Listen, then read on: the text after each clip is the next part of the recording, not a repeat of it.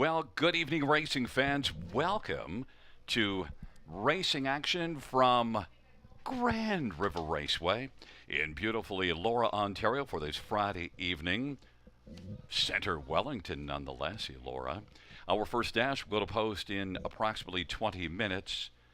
Let's get a look at the changes on this evening's card. The track is listed as fast, and of course, the announcer is listed as slow. Note there are no changes races 1 through 5. No changes in the first 5 dashes. Race number 6. Note superfecta wagering is added. Race 6 adds superfecta wagering. Seventh race, no changes. No changes, race 7. Race 8, 3 cozy up is scratched. Race 8, scratch 3 cozy up. And races 9 and 10 have no changes. No changes, races 9 and 10. Those are all the changes that we have at this moment. Once again, note there are no changes races 1 through 5. And, well, now it is time to welcome in my co host and handicapping expert, Robert Reed Jr. How are you doing, Robert? And also, thoughts on one night of racing here with the 5/8 track? I'm doing fantastic, Gary. And you know what? Listen, that opening night, I thought it exceeded all expectations, to be perfectly honest, because we got to see horses that were able to lead from the outside on this bigger racing surface, now a 5/8 of a mile surface, and horses were able to actually live on the outside, first over, second over. But the thing that surprised me the most was the amount of horses that actually won from the first over position, one of the most unenviable positions in harness racing, especially if you're a horse player and you've bet a horse. Usually it's a tough trip to overcome, but we saw it happen on several occasions throughout the evening. So I thought it was a fantastic night. Very impressed with how well the track held up after a heavy downpour. I mean, I was not there, obviously watched from here, but from what I saw, that rain was extremely hard. It lasted quite a while as well. But it was almost like we were still over a fast surface after it subsided. So I very impressed all around. Can't wait to get out there live to see it. The plans are to come out next week for the ribbon cutting ceremony. And again, I think we're gonna have a lot of fun this season and beyond with this new racing service 5/8 of a mile that opens up all kinds of possibilities. But it's Friday, the weekend is here, and we've got a fantastic card of 10 dashes for you tonight. And I'll be honest, I thought Wednesday night's card was tricky. I think tonight's pretty tough as well. There's a couple of horses that I think you can hang your hat on, but beyond that, lots of value to be had, especially in those multi-leg sequences. And that's where Gary and I will start our handicapping, where we take a closer look at the early pick 5, the guaranteed pool of $5,000, that low take at 15% at about 8 minutes to post. We'll see you then.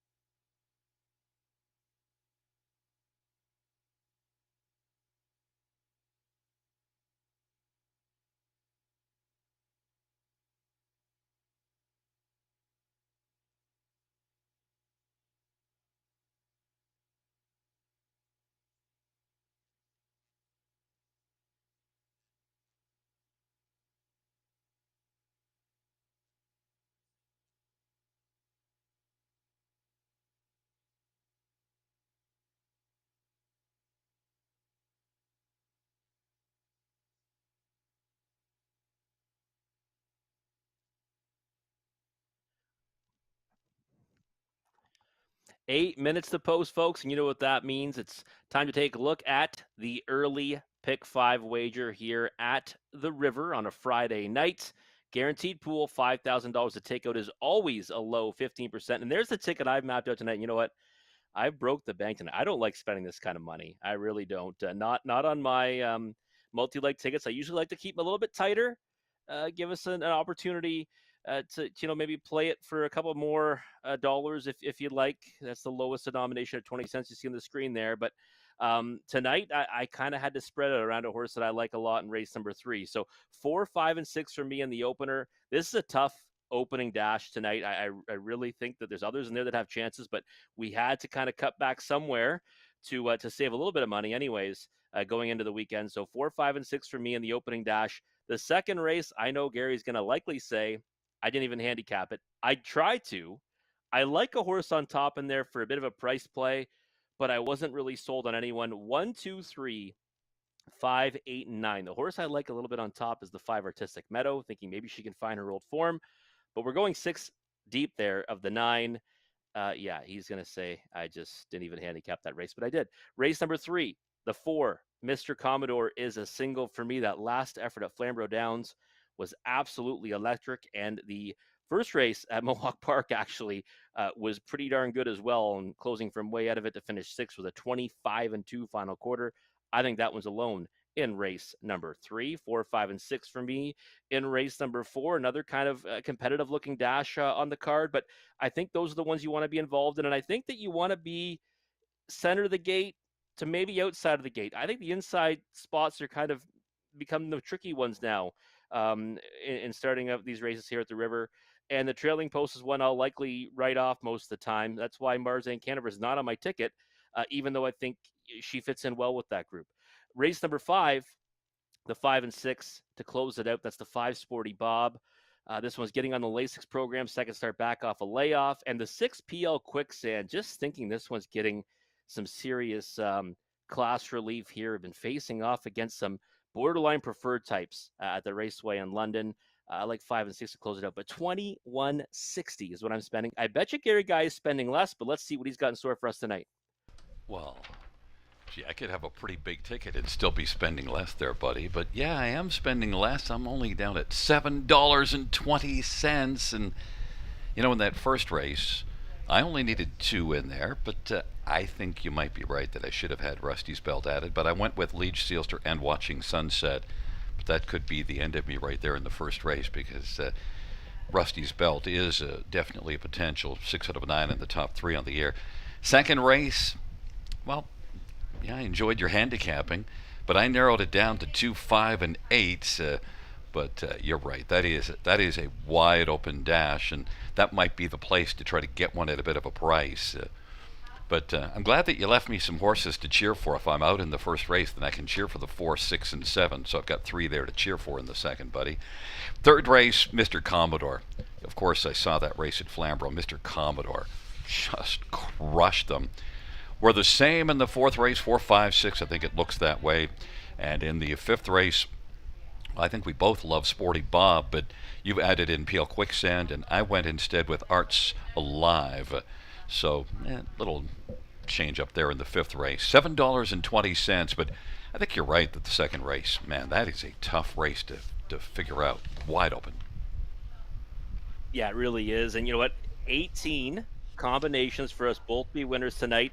I know Gary's going to hope he can run that gauntlet and then get Arts Alive down in the money leg because that would make him, he'd be alone between the two of us as the winner because I have PL Quickscan instead of Sporty Bob. But 18 combos for us both to get into the winner's circle tonight.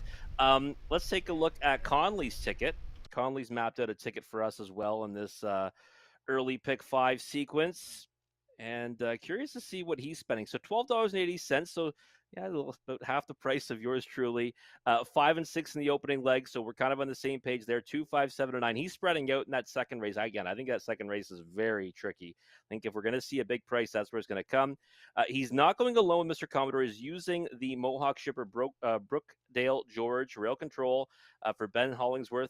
I like that one's chances in there, but again, Mr. Commodore's effort was just too good for me to go against. Race 4, the 1, 4, 5, and 6, and then he's singled up on the 2. Arts Alive in the money leg. So he's in Gary's camp with Arts Alive in race number 5. But By the just a way, few just a minutes quick away. note. Just a Oh, quick note. here You we don't go. need to Yep. tell me how many tickets we have together because this is not a team sport. If you want to tell me something, tell me how many we have that I can win without you because that's how I'm rocking. That's true. You know what? And you know what? You're right, though. Parimutuel system, right? We're playing against each other. For those that don't, understand how it works, it's like we're at a poker table and we're trying to get the money, and you're always trying to win it alone, Gary. I know that because you're not a team player, and I am. But it's okay. I We'll love you, still but have some I fun. love you, but not in this. Okay, that's fair. All's fair in love and handicapping, I guess. But 2 minutes away to map out your winning wagers for this early pick 5 sequence. Again, the guaranteed pool is $5,000. Low takeout of 15%. We'll come back after the post for a take closer look at the opening dash.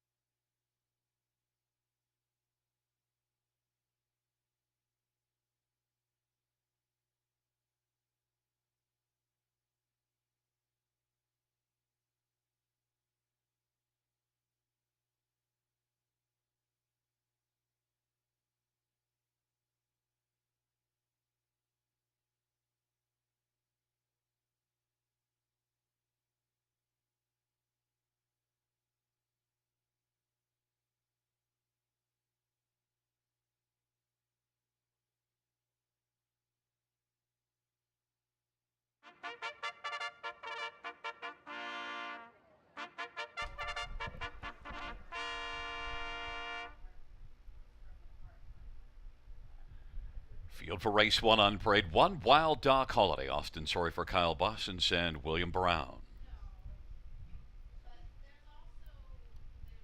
And number 2 is Gandalf the Bay. Jason Ryan for Paul Ritchie.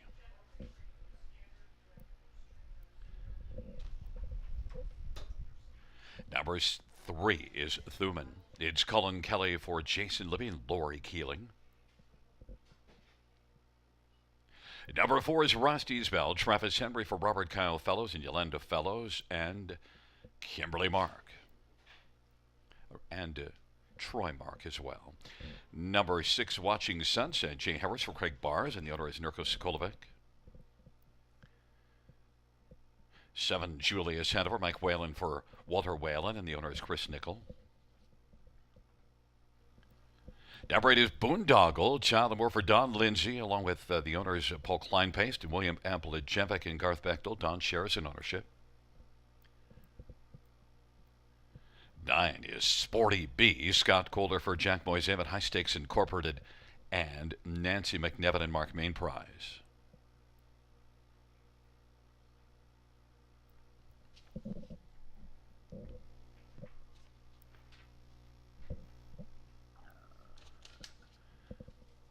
first race going to post in just a few minutes, and well, we'll bring in Rob and get a look at some of the main players here in this dash. And we'll start with number 4, Rusty's Belt. Now, there is a look at 5, Liege Seelster, delayed on the post parade.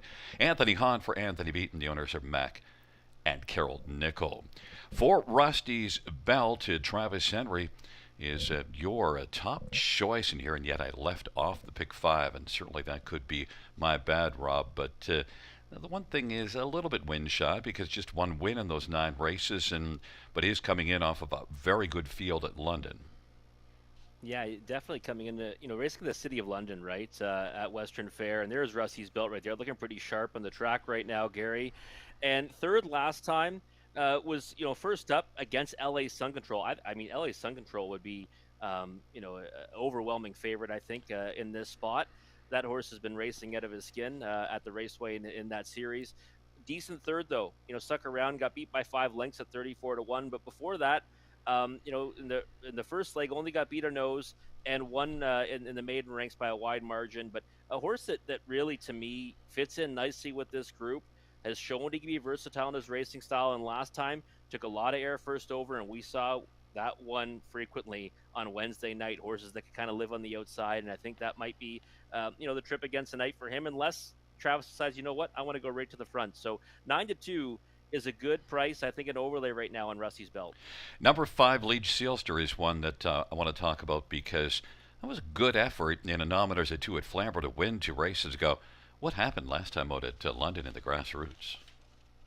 Well, I mean, first of all, it's a pretty, good group in there. Lakers Bank was a winner. I know you would have saw that one win at Flamborough before that as well. But yeah, got away 6th off the gate and just kind of, didn't finish the mile very well, right? 31-1. So it was kind of, I would say, the disappointing effort, the pound for pound. But he was 16-1 in there. I mean, that's obviously. This is going to be a softer spot now than what he had to face on that occasion, and was a winner before that, like you mentioned, at Flamborough, and non-winners at 2. So I think this better suits him. He's a horse that has tactical speed, which should benefit him in here. Even though I don't think speed really held up all that well on Wednesday night, but it can change tonight. Speaking of overlays, Gary, right now just over 3,000 in that pick 5 pool. Pool's guaranteed at 5,000, folks. You want to get it in because right now it's an overlay opportunity. Number 6, Watching Sunsets, my top pick. Raced in 52 last race at Mohawk, but problem is the race went 49-4 in a gold. Yeah, you can't hold that against him. Nijinsky. I mean, this is a horse that I have pegged on top in a North America Cup elimination on Saturday night at Mohawk Park, and he's one right now that everyone thinks is a big chance in there. So, getting beat by 11 lengths to that rival really isn't all that bad. That's an OSS Gold event, and this horse obviously really caught my eye. Sophomore debut was an easy winner, 52-2, home in 26-3. That was obviously, in the maiden ranks at Mohawk Park, but then came back with a nice effort. Now there's a 15,000 life. So, I mean, if you had him coming into this effort off those 2, you would likely see him be a much lower favorite than 5-2 right now. And really, you can't hold his last 2 against them. So I think he's one that's got a big chance in here. I thought he would take more support. That's why I kind of went in the direction of Rusty's Bet and Liege Seelster, but he's 5-2 right now. It's actually a bigger price than I expected. And one Wild Dog Holiday, a winner at London 2 races ago. Grassroots proved tougher last race because the speed was similar, but the outcome certainly not. Yeah, no, he went forward off the gate. He kind of got put into the pocket right away. There was lead changes in that race and a cavalry charge to the wire. I thought Kyle Boston's horses looked pretty good here opening night. So Wild Dog Holiday's in with a chance, but I couldn't put him any higher than 4th because I'm not so sure the rail is the place to be here anymore at the river. But I guess we'll see how it turns out tonight. Yeah, that will be interesting to see just exactly what, if any, advantage is post 1 now, because certainly it was a huge advantage in the past, but that has now changed. We have a field of 9 with their positions on the 5/8. Wild Dog Holiday, Gandalf the Bay, Thuman on the inside, in the center, Rusty's Belt and Liege Seelster, and to the outside, Watching Sunset, Julius Hanover and Boondoggle, and the second tier, Sporty B.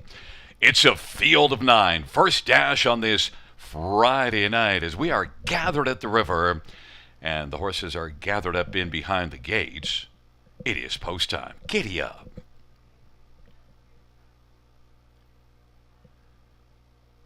Field 4, race number 1. He is at the start and they're off, and Rusty's Bell is going to flash speed with Gandalf the Bay. Wild Dog Holiday on the inside is going to press out from post one. Lead Shielster is racing fourth, and then Sporty B, fifth to the inside, Thuman. And Watching Sunset is three wide still. Racing fifth now is Gandalf the Bay is sixth, and then Thuman is back in seventh. The trailing pair, Julius Hanover and Boondoggle. Wild Dog Holiday at 3-1 made the early lead. Wild Dog Holiday, Gandalf the Bay is racing position second, and Watching Sunset on the outside now is the one we're still watching, working on the outside, hasn't seen the pylons yet. 27-1 opening quarter, and it is Wild Dog Holiday and Watching Sunset, and then racing position third is Gandalf the Bay. Rusty's Belt is fourth. Lead Shielster back there in fifth in front of Sporty B. Then it is back to Thuman and Julius Hanover, and trailing is Boondoggle, and it is Wild Dog Holiday with the lead. Watching Sunset racing second, halftime 56 seconds. Wild Dog Holiday. Watching Sunset on the outside now, who has not seen the inside, is about 2.5 or 3 off the lead. Gandalf the Bay is third, racing for his Rusty's Bell, and then it is Sporty B as the field works their way on towards the three quarters. Wild Dog Holiday, Watching Sunset, still parked, and on the inside third is Gandalf the Bay. Rusty's Belt is racing position fourth, and then it is back to on the inside as Sporty B into the outside, Thuman, and then seventh is Julius Hanover, three quarters, 1:23-2, 27-2, third panel. Wild Dog Holiday continuing to march as they come on down the stretch ride. Wild Dog Holiday has this one sewn up. Then the battle for second goes to Rusty's Bell. Then it looked like Gandalf the Bay, and between Thuman and Sporty B for the next position, 1:53-3. Well, that for now is a new track record, and Wild Dog Holiday from post position one, Rob.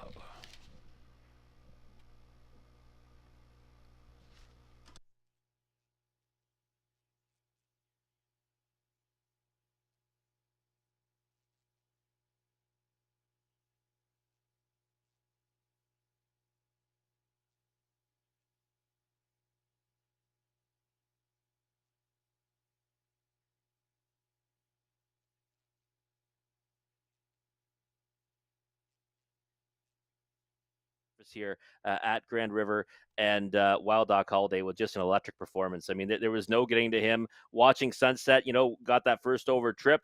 Wasn't really by design, I don't think. I think they wanted to clear, and did not happen. Still turned in a decent effort to pick up a smaller share. And Rusty's Bet, I thought a decent enough second, we'll say, but they were just living in Wild Dog Holiday's world tonight.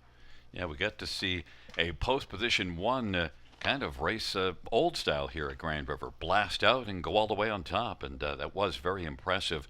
And also 53-3. We are finding out quickly how quick this track is going to be this year. Yeah, we are, and we kind of are wondering, what are we going to see as the fastest mile? I mean, that's still to be determined, but 53-3 is a pretty good mark. I mean, that was pretty good fractions throughout for Wild Dog Holiday. I mean, third start back off a layoff. Last time out, like I said, he met tougher and got involved early. But yeah, that's a real big step forward for this horse, and you should be better for it going forward. 27-2 third panel. That's the way to do it, going down that backside to kind of open up some daylight so they can't rush you late. Yeah, exactly. And 3-1, by the way, on the odds board, I think a much bigger knockout in that pick 5 wager. I think he's going to play as a much bigger price there, because I think many of us were involved in the 4, 5, and 6. Back in front of us is number 1, Wild Dog Holiday, a 3-year-old better than Cheddar Bay colt, owned by William Brown, trained by Kyle Boston's. Austin Sorey is the winning driver. It's the second win this year, and the third win lifetime for Wild Dog Holiday. 1:53-3, a new Grand River track record.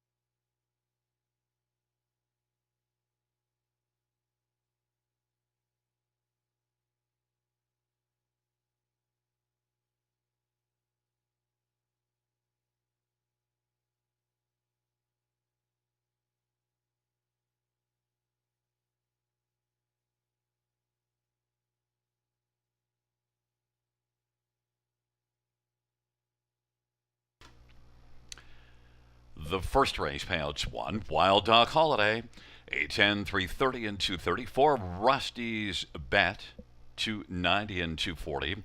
And two, Gandalf the Bay, 450. $2 exactor at 21.20, dollar try 41.90, dollar super 119.40.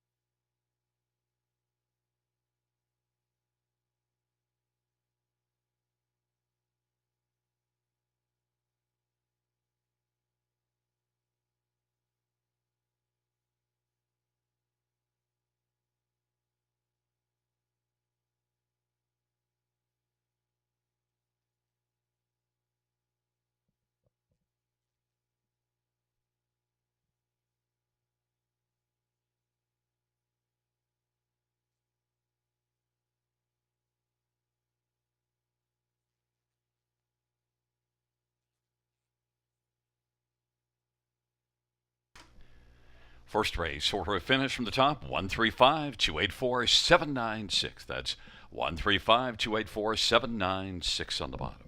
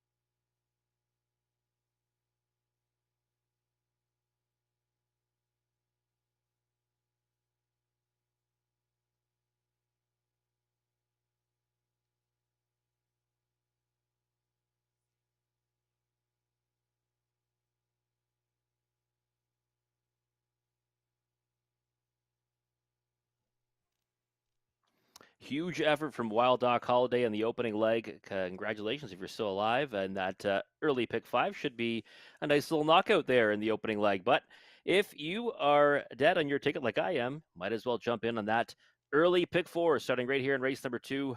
Low takeout, 15%, guaranteed pool, $2,500. And you can see race 2, I'm going 60. 1, 2, 3, 5, 8, 9. Very wide open affair, in my opinion. We do have an even money favorite on the board right now, but I think it's a race anyone can win here in the second dash of the evening. Race 3, all in on the 4, Mr. Commodore. He was electric at Flamborough Downs and pretty darn good at Mohawk Park as well. Before that, I think he looks like the most probable winner of the card, but will likely be a very short price in race number 3. Race 4, the 4, 5, and 6 are the ones I like to be involved in the most. The 6 Big Diamonds, my top choice, and they're coming in off a scratch and missing 3 weeks of action. Also using the 4 Starlight Dancer and the 5 Faded Fire, and just the 5 and 6 in the money leg. Race number 5, that's Sporty Bob and PL Quicksand, who's my top choice in that dash. A little more budget conscious on the pick 4 wager, $7.20 for a 20-cent wager. We're going to map out your winning wagers for the early pick 4 sequence. Again, it goes post for just a couple of minutes. Guaranteed pool, $2,500. Low takeout, 15%. The horses are moving out onto the track for the second race. Gary Guy and I will come back in just a few moments to take a closer look at the upcoming dash.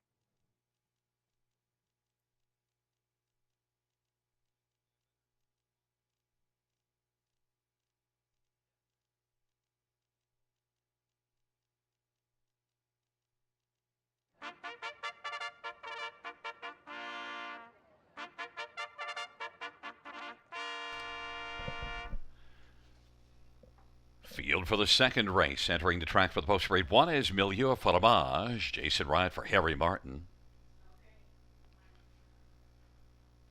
And number 2, My Only Sunshine, Anthony Hahn for Nathan Harding and Stuart and Patricia Bolander.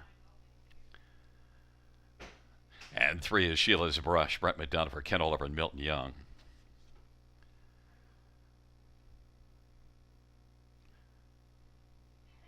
Four is Tierra Dancer, Cullen Kelly for Les Posen.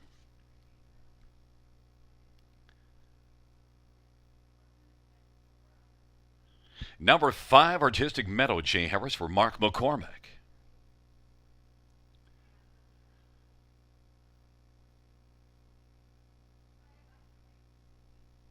6 is Wasega, Travis Henry for Les Posen.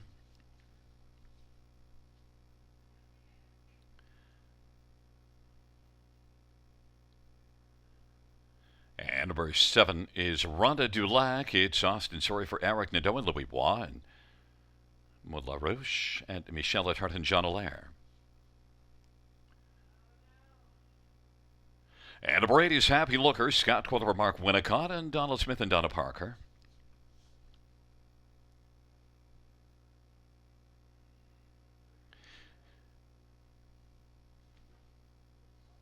Nine, Dangerous Curves, Tyler Moore for Rod Boyd and McCann Staples. Field of 9, race number 2. Let's get a quick last-minute look at this field, and we're going to start off with number 5, Artistic Meadow. And, Rob's top pick in Artistic Meadow. Rob, this is a horse I could never figure out because every once in a while she steps up with a pretty fine effort, but she's one of those horses that fine effort has never come when I've thought I might expect it. Yeah, the 5 Artistic Meadow, she's one that I've actually guessed right on quite a few times, Gary, but you know what? I think I do have rose-colored glasses for her because I do seem to pick her quite frequently, and sometimes we're not on the right end of it. There she is there. It looks pretty sporty on the track right now, but just 3 for 33 last season. She's 0 for 6 this season, but I thought she kind of turned it around. With that effort. The effort that I kind of got me on her bandwagon again was May 1st, and then she only got beat half the length at 14-1 when I was on her on May the 8th at the Raceway at Western Fair. And I like the fact she's taking support on the odds board tonight. She's 4-1. 10-1 morning line I thought was probably too high, and I'd like to see her take a little bit of support anyways because I'm hoping she takes a significant step forward against this group. But more than capable, right? 23 time winner lifetime. She's got 117,000 mage, which is more than most in the race anyways, and I think she can take this out with an effort that's more in line with what she's done at her best.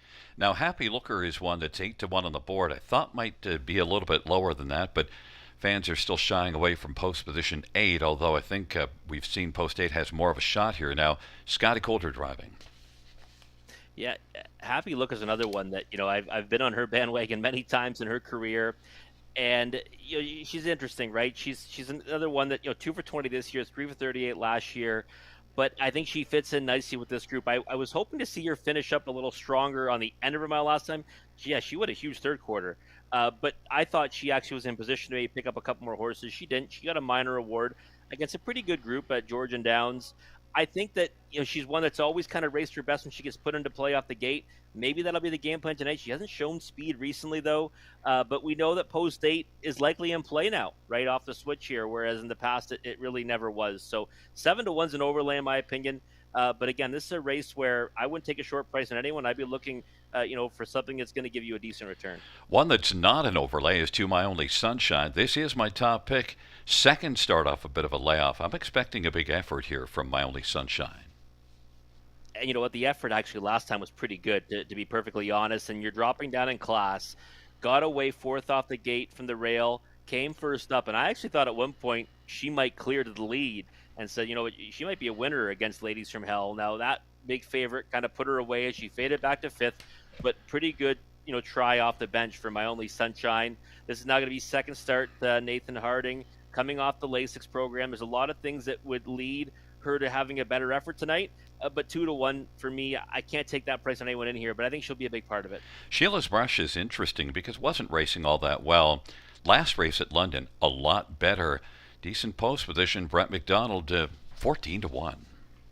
It was second start off the Lasix program last time. I thought she did well early in the mile. I thought she had a little bit of pace late in the mile. She finished fourth at 26-1, 14-1. You convinced me she's a good play in the bottom end of the exotics. It's a field of 9. Race number 2 taking up their positions. It'll be Milieu Fromage, My Only Sunshine, and Sheila's Brush to the inside. In the center, Tierra Dancer, Artistic Meadow on the outside with Sega, Rhonda Dulac, and Happy Looker. And the second tier, Dangerous Curves. Field of 9, race number 2. Field for the second race is in position in the backstretch. And they're at the start of the rough, and getting out alertly on the inside is My Only Sunshine. Also hustling out Tierra Dancer and Rhonda Dulac, and Sheila's Brush, and on the inside Milieu Fromage. Now is racing second as Sheila's Brush is third. Then fourth is Dangerous Curves, and then it is back to Tierra Dancer, Rhonda Dulac. Further back, Happy Looker is racing seventh right now. Artistic Meadow is eighth, and Wiseka is trailing the field. My Only Sunshine leads to a sharp opening quarter at 26-1. My Only Sunshine. Milieu Fromage is in a good seat, racing in the pocket. Sheila's Brush is racing third as they come on past us, and then Dangerous Curves and Tierra Dancer, Rhonda Dulac and Happy Looker as they work their way on around the turn. Then further back to the trailing pair, racing position second from last right now is Artistic Meadow, with Sega's trailing the field. My Only Sunshine, 55-1, leads on down the backstretch. Milieu Fromage is racing position second. Sheila's Brush now angles to the outside about 3.5 or 4 off the lead. Then racing position to fourth. On the inside is Dangerous Curves. Then back racing fifth is Tierra Dancer. Happy Looker sixth. Seventh is Rhonda Dulac, and Wiseka is racing eighth. My Only Sunshine leads as they race on that final turn. My Only Sunshine off 3/4, 123-4. Sheila's Brush gets a little bit closer. Milieu Fromage is on the inside third, and now Dangerous Curves is set out wide.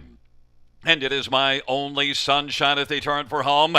Dangerous Curves now is looming on the outside and is taken over. It is Dangerous Curves in Tyler Moore as they come to the finish and now is sprinting away on the field. Milieu Fromage is going to pick up second. Sheila's Brush third.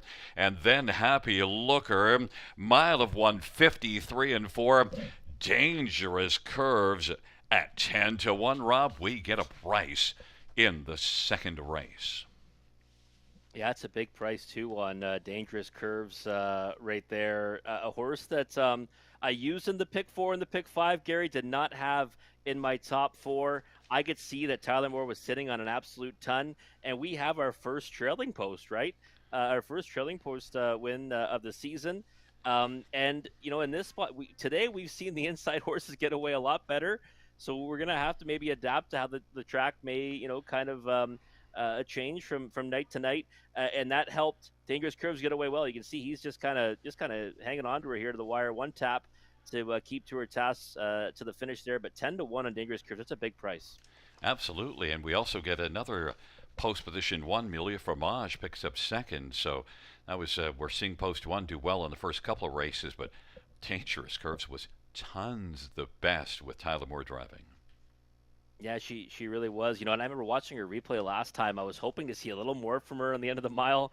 She came home in 31 and 1, and that was kind of what deterred me from putting her, in the top four. But like I said, I thought she was in with a chance. So she's on the ticket when I went six deep.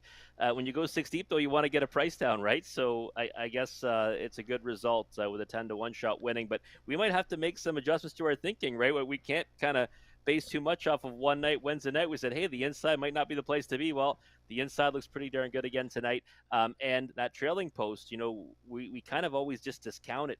It's so hard to win from that spot. Well, we've got one in the books anyways. Yeah, definitely, though, the trailing post will depend on the one, and the one did the job early, so it opened it up, and Tyler Moore was able to really drive well with Dangerous Curves from the trailer post to get the win at 10-1.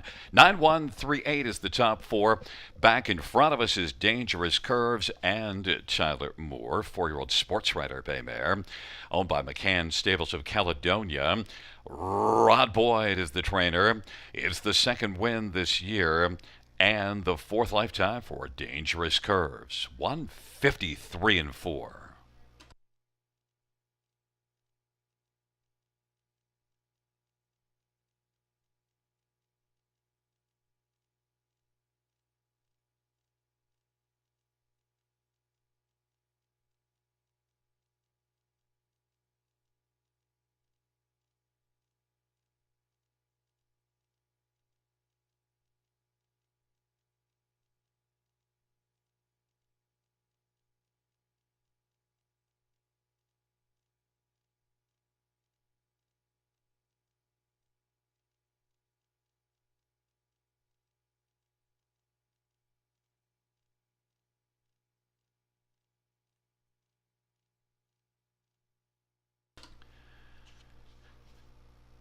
The second race payouts, 9 Dangerous Curves, $22. 947.61. Milio Fromage, 373.10. 3 Sheila's Brush, 680. $2 exactor is 61.90. Dollar try, 156.10. Dollar super, 706.05. Double of 1 and 9, 99.20.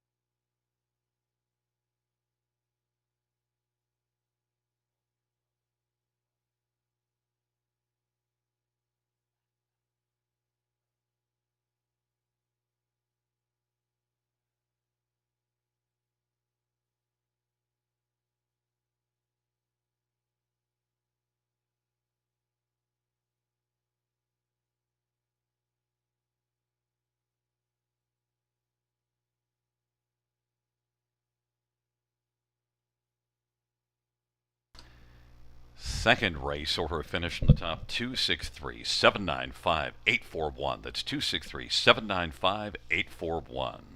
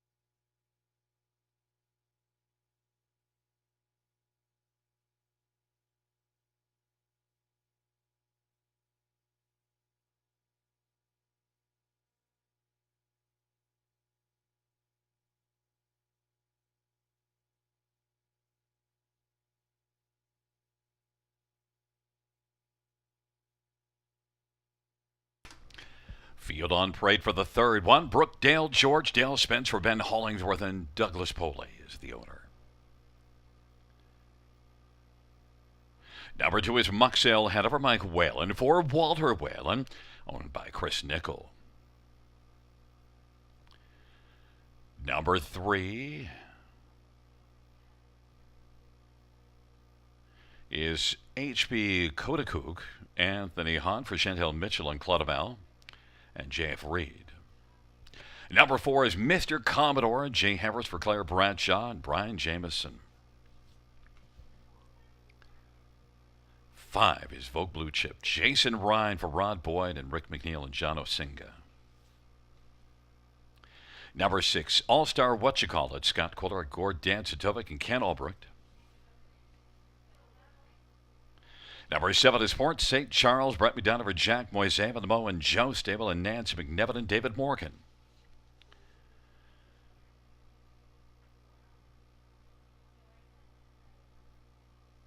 8 is BJ's Choice, Taldamore for Mark Goddard and William Brown.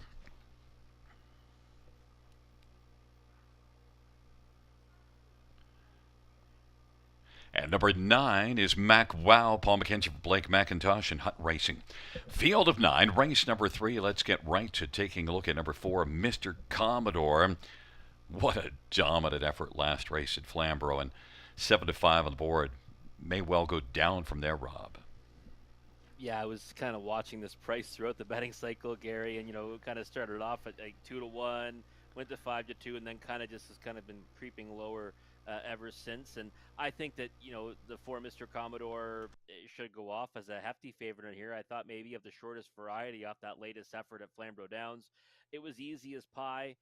Rail Control went to the front, won by more than 5 lengths in 56-2 at 30 cents the dollar. But before that at Mohawk Park, about a few weeks before anyways, Post 8 got away 9th off the gate, advanced to 6th before the wire at 37-1, came home in 25-3. Looks pretty amped up on the track right now from that shot. I think he's going to try to go all the way on the engine tonight. That's probably his best path to glory, and we've seen that working a little bit better for horses this evening, going forward from the inside of the gate. He's middle of the gate. Looks like a handful right now for Jay Harris, but I think he's the clear one to beat. We'll talk about the inside of the gate. Your second one is one Brookdale George, and you do have a post one here. Was a winner last race and the only start as a 2-year-old. Yeah, the thing is with the Brookdale George is, that Rail Control I thought was going to be a negative for him. But now you look at it and say tonight we've seen the inside of the gate do much better, and that's going to certainly help his chances. Mohawk shipper, we see a lot of horses making that transition, from Mohawk Park to Grand River. They have success. He hasn't had the more than 7 tries this year. He's showing some ability, throughout those efforts. So 9-2, I think you'd have to demand at least that kind of a price you're him to win. He's my main player underneath, though. I wouldn't be surprised if 3 HB Kodakook is a winner here. Look at the back half in that last start at Mohawk. Yeah, no, it's a big back half, right? 56 seconds back half. Never really much of a chance before that, but it's kind of something you would come to expect for the horse that's kind of, had one start at Trois Rivières, decent second, some time between starts, changed Barnes to Chantel Mitchell, and then, has the 8-hole to work from, right? So you kind of just, get away where you get away, and you kind of see what you've got in the stretch. He advanced 1 position anyways, now gets to a much more palatable spot here at the river. And looks pretty sharp on the track right now. A little relaxed out there, too. Certainly more relaxed than Mr. Commodore. If he takes a step forward off that latest, he can certainly be right there at the wire. Number 9, Mac Wow, is interesting because we just saw Post 9 win. And before that win, I might have thought this is Mac Wow because I was afraid of the trailer post. I'm less afraid now. Yeah, we should be, I think. I mean, at least tonight, right? We might see the track kind of play differently night to night. But the thing is, Mac Wow, 4 top 2 finishes last season and 8 tries. This year, just that 1/3 Prospect Series, though, it gets a decent enough group. I don't think he should be 24-1. I think, with what we've seen so far tonight and with the speed he has to work with in front of him, he should be somewhere more along the lines of 10-1 to 12-1. Definitely one I'd be using underneath in the try in the Super. And it did throw 7 Port St. Charles on my ticket.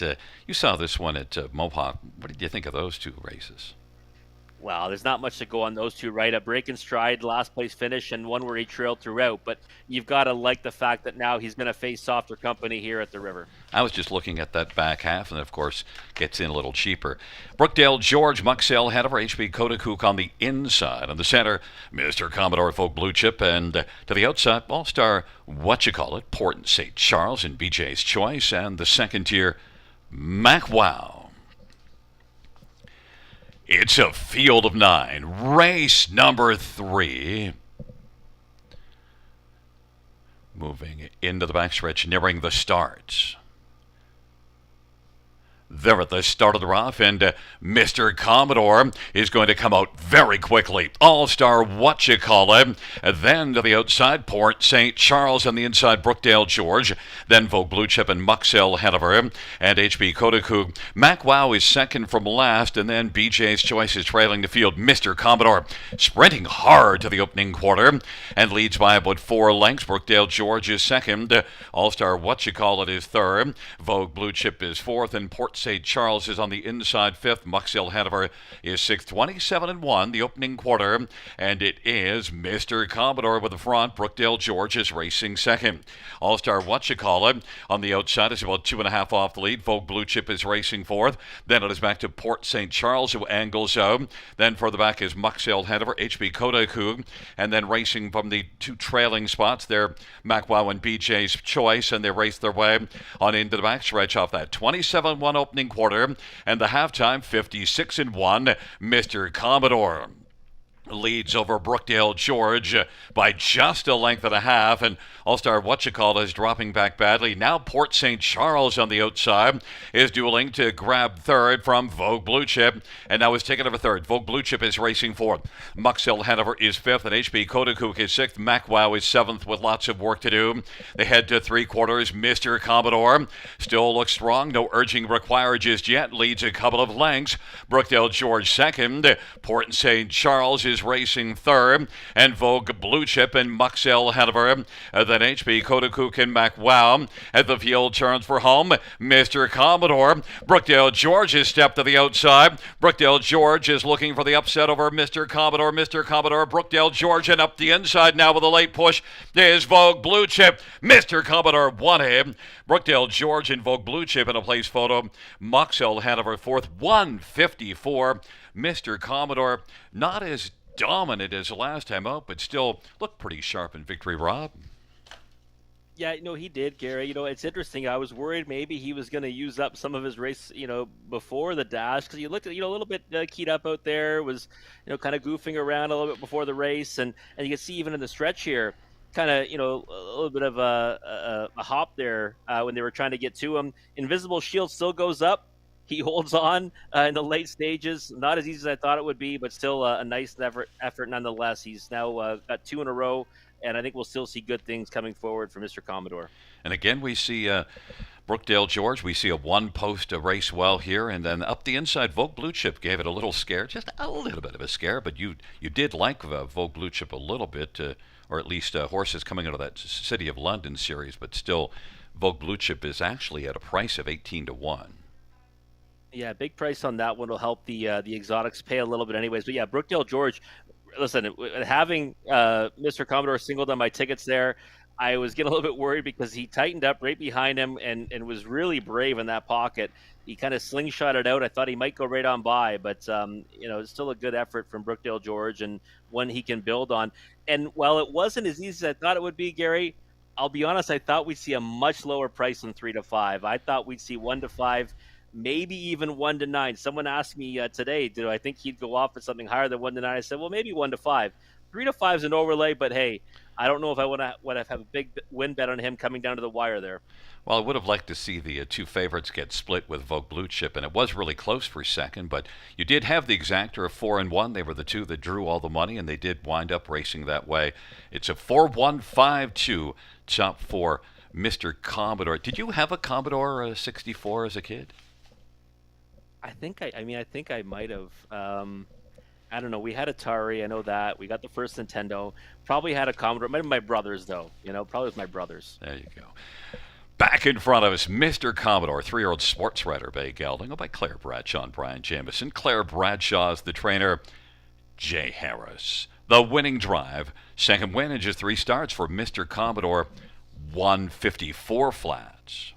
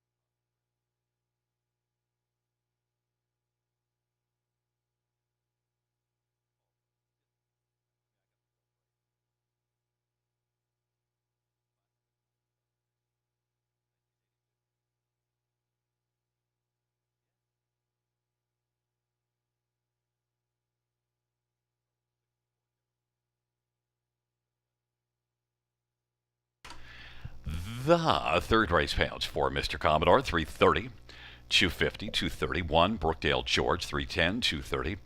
5 Vogue Blue Chip 390.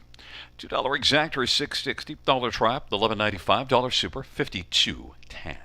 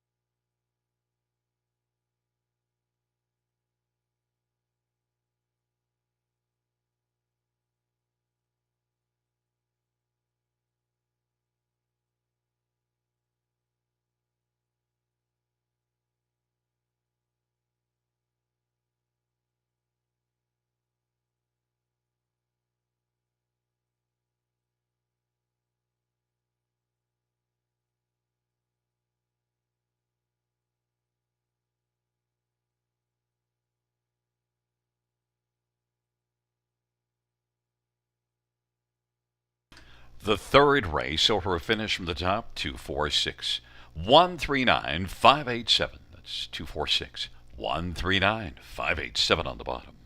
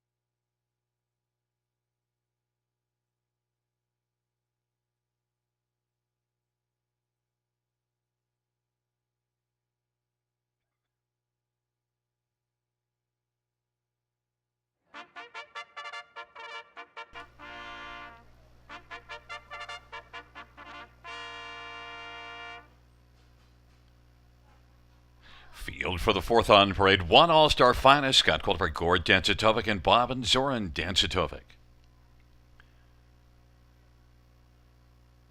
To Lola's Sunshine, Jason Ryan for Scott McNiven and Bradley McNiven and Thomas Broadhurst and Bradley Douglas.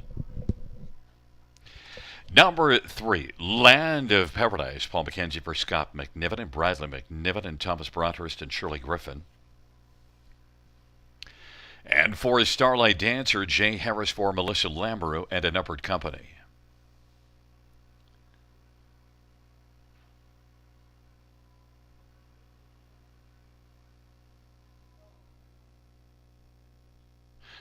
There is 6 Big Diamond, Travis Henry for Robert Kyle Fellows and Lillian and Kevin and Brian Ladner. Number 7, Stonebridge Drama, Austin Sorry for Jared Mann and Allison Hepburn and Sean Brisebois. 8 is Claude Bayama, Guy Carachan drives Trains and Owns.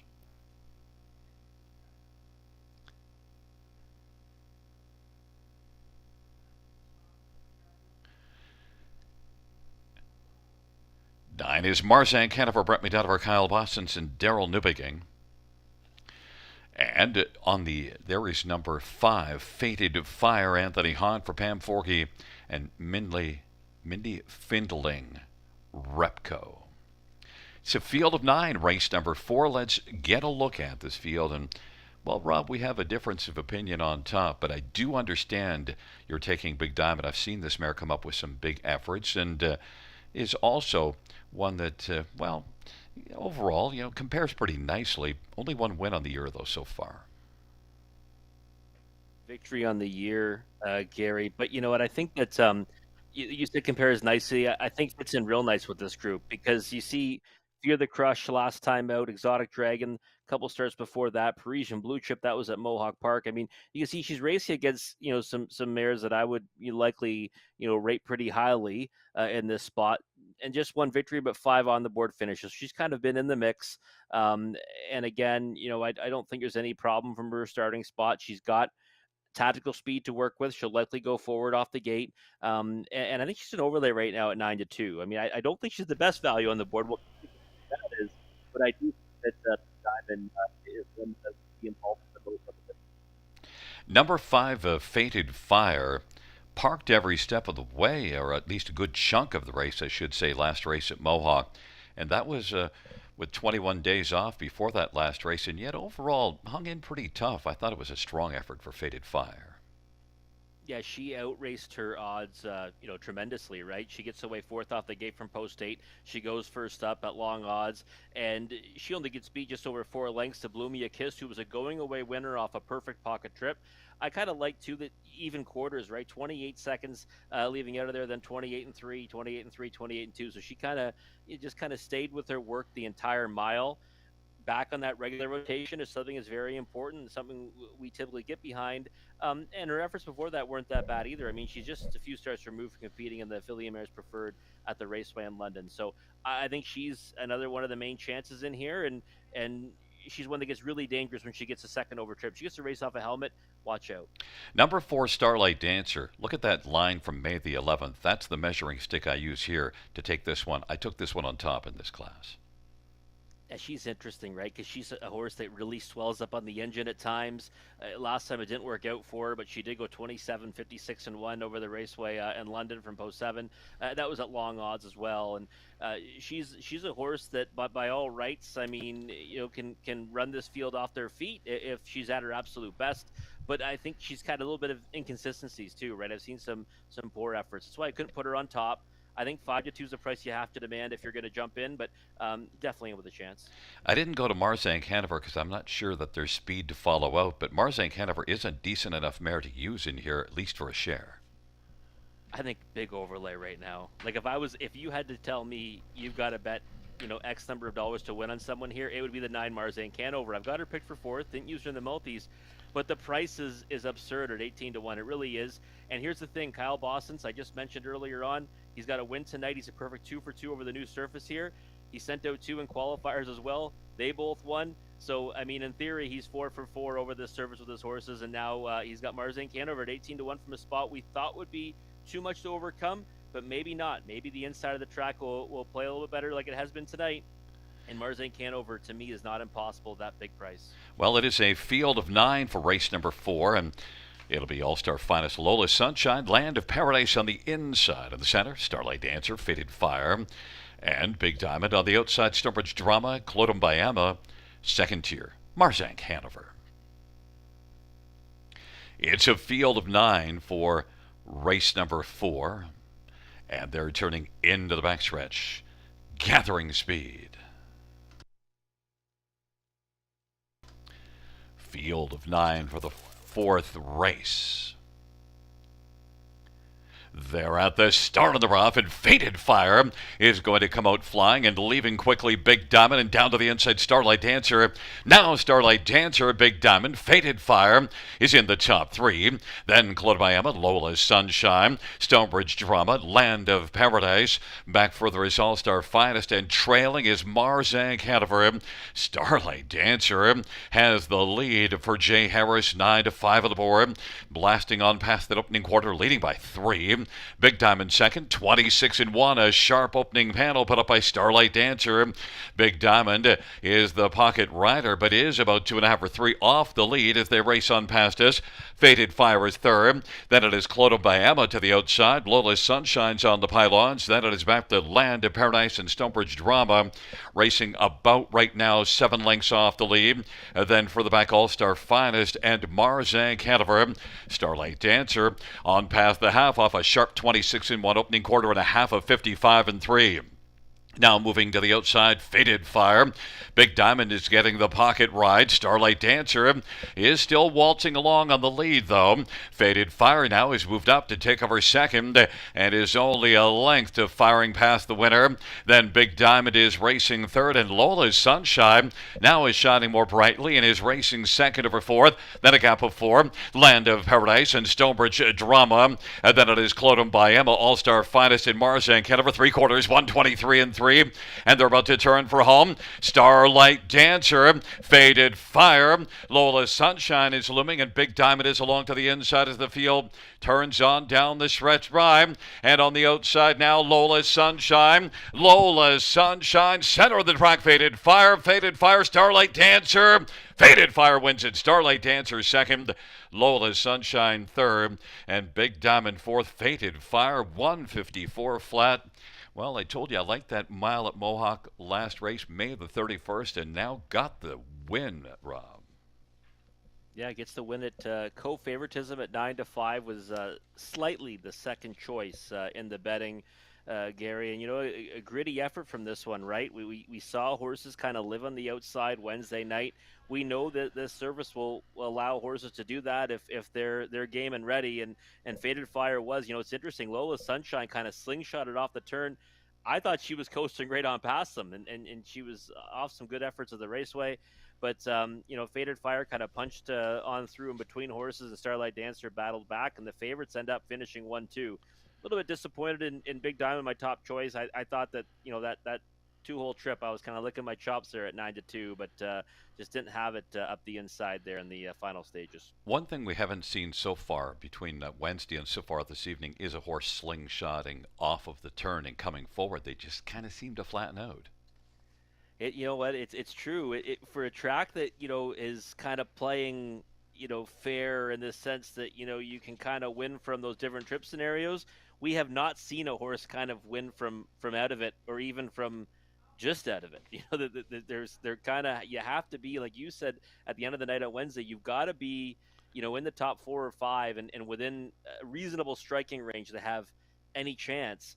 And that's kind of been playing out again tonight. So we'll keep tabs on that throughout the evening. Number 5, Faded Fire, the winner. 4-year-old straight shooting bay mare, owned by Mindy Findling Repco. Pam Forkey is the trainer.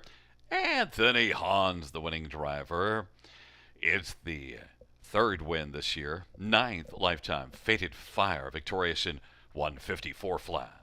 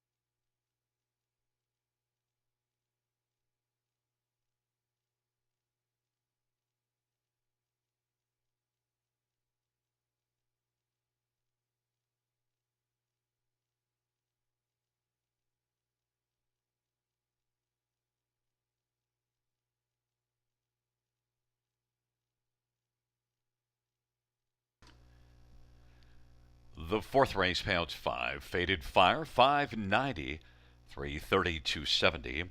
4. Starlight Dancer, 330, 290. And 2. Lola Sunshine, 420.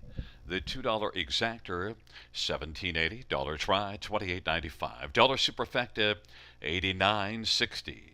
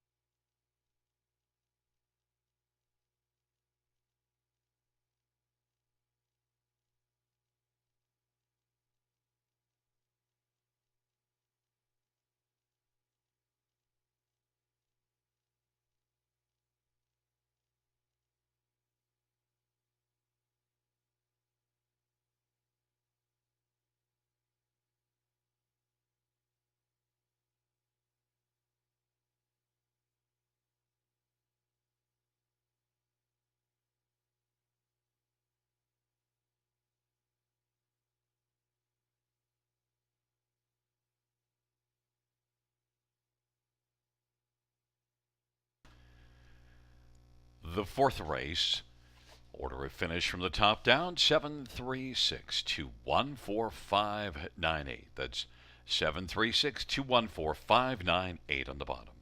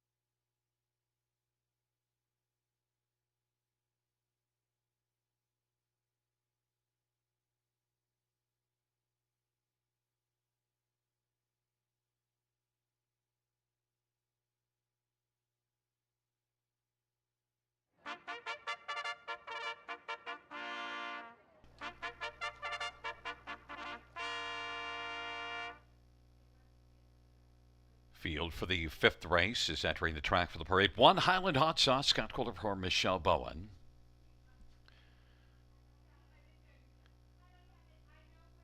And to his Arts Alive, Jay Harris for Dwayne Marfisi, and David Jarvis and William Season, and Henson Wong.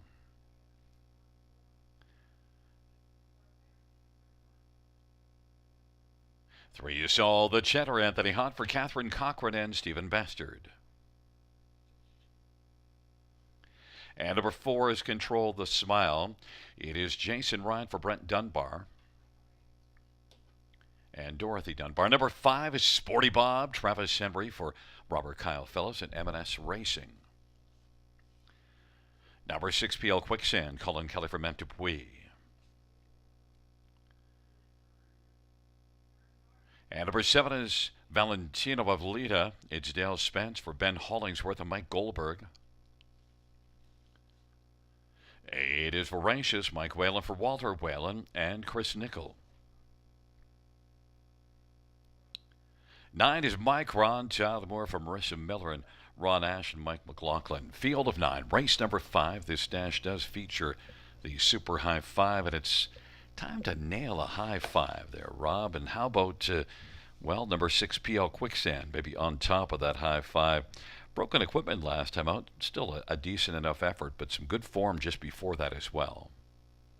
Yeah, I think that he's been knocking at the door against some pretty good horses. That's why I went to him on top here, Gary. I didn't want to take a short price on Sporty Bob. I figured that one would get a lot of action at the windows, and he is right now at even money. And to me, PL Quicksand is one that you see a second to Blue Chip, a third to Eaton Handyman, Super Crazy World.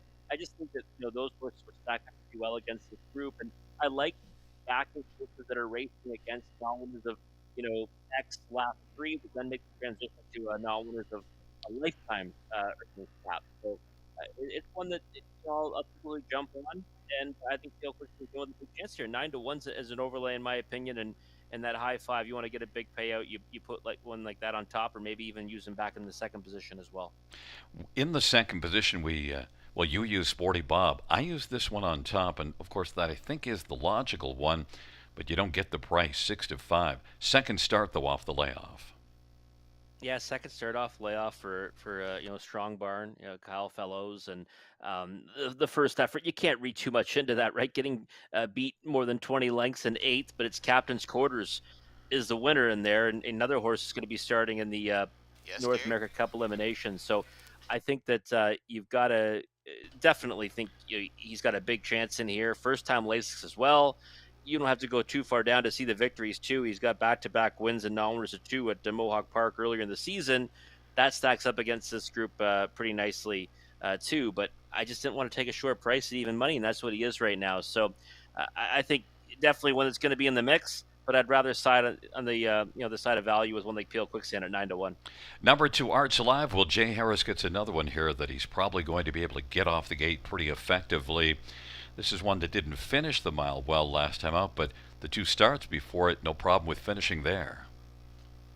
Yeah, Arts Alive is interesting. Last time, like you said, tired on the engine, but before that, he made multiple moves before winning pretty much off a pocket trip. And before that at Mohawk Park, he was a rock-solid winner, going most of the way on the engine. So he's got 3 wins in his last 5. Should be, feeling, somewhat confident coming into this, even though he got beat last time out as the favorite, but he's missed some time between starts, right? You're looking at more than 3 weeks between starts, but I think he's going to be in the mix throughout, and he can certainly come on top of this group with anything close to his best. So probably around where he should be at 5 to 1, but a big-time player in here. You went next to number 3, All the Cheddar. I'm a little worried that All the Cheddar doesn't kind of fit the profile so far that we've seen here.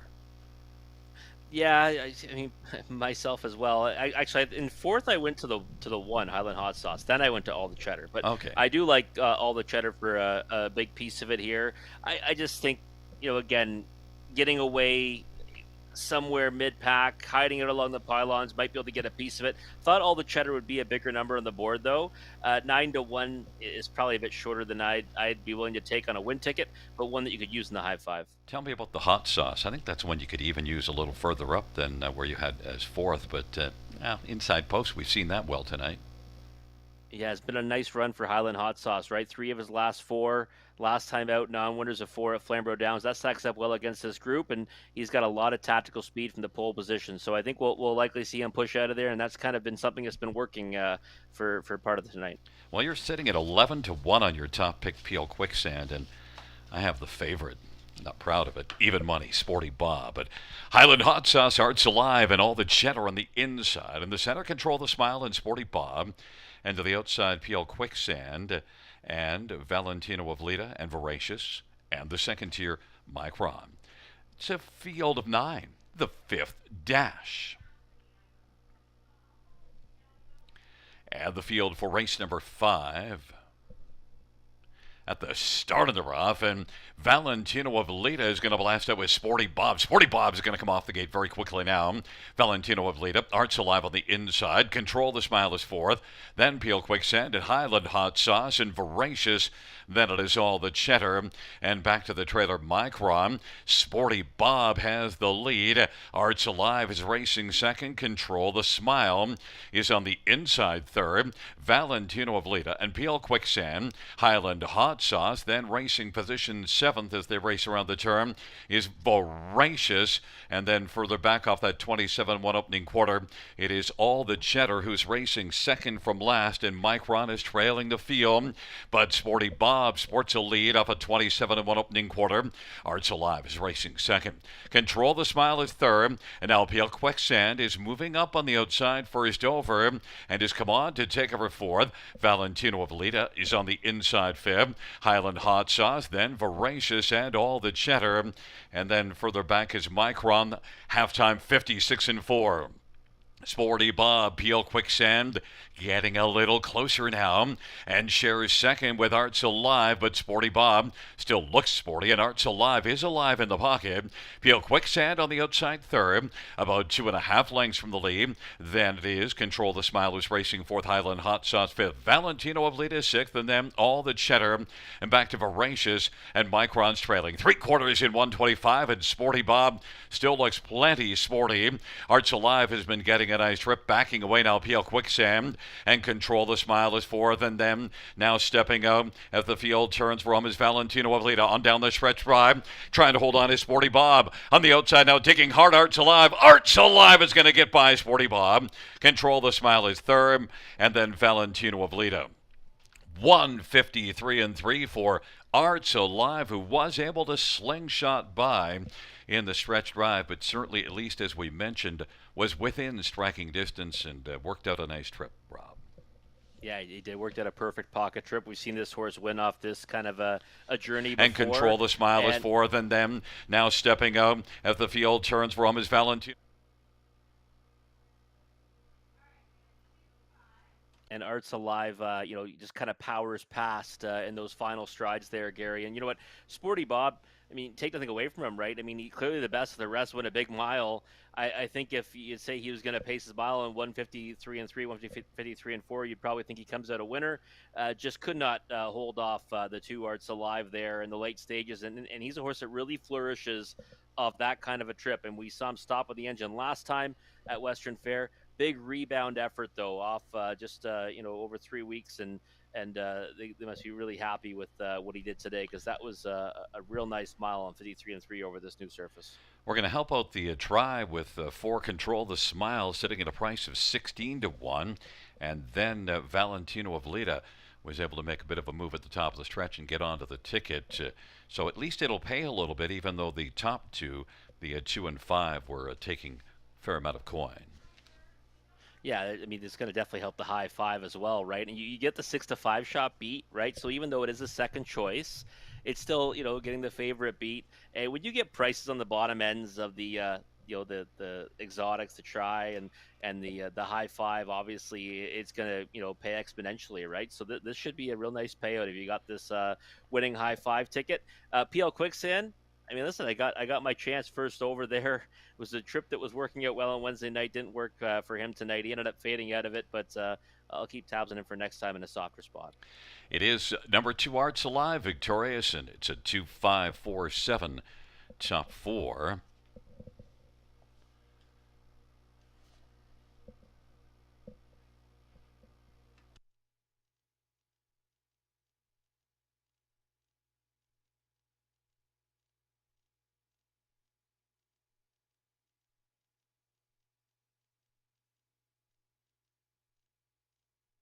Coming back in front of us is number two Arts Alive. Four-year-old Art Speak Pay Gelding, owned by Dwayne Marfisi and David Jarvis and William Cece and Hanson Wong. Dwayne Marfisi, the trainer. Jay Harris, the winning drive. Fourth win this year. Seventh lifetime. Arts Alive.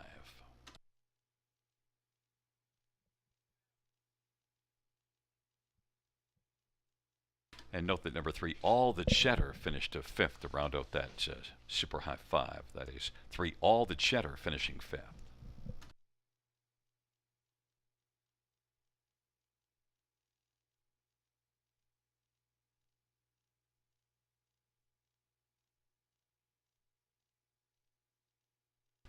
And the fifth race, so tracks out the Speed Loving Surveyors for the fifth race. Welcome to the Speed Loving Surveyors.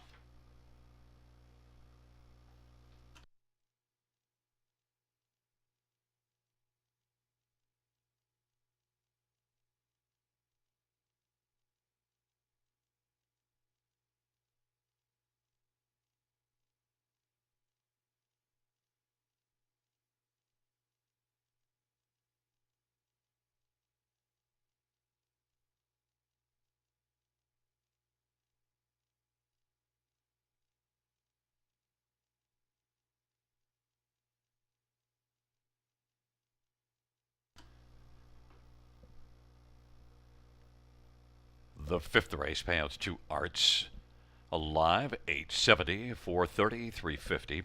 5, Sporty Bob, 320 and 340. 4, Control the Smile, 430.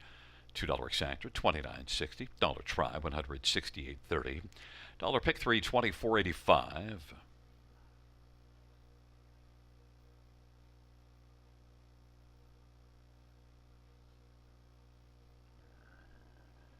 Dollar win for 185.60. Dollar pick 5, 1132.95. 20-cent high five is 1176.89.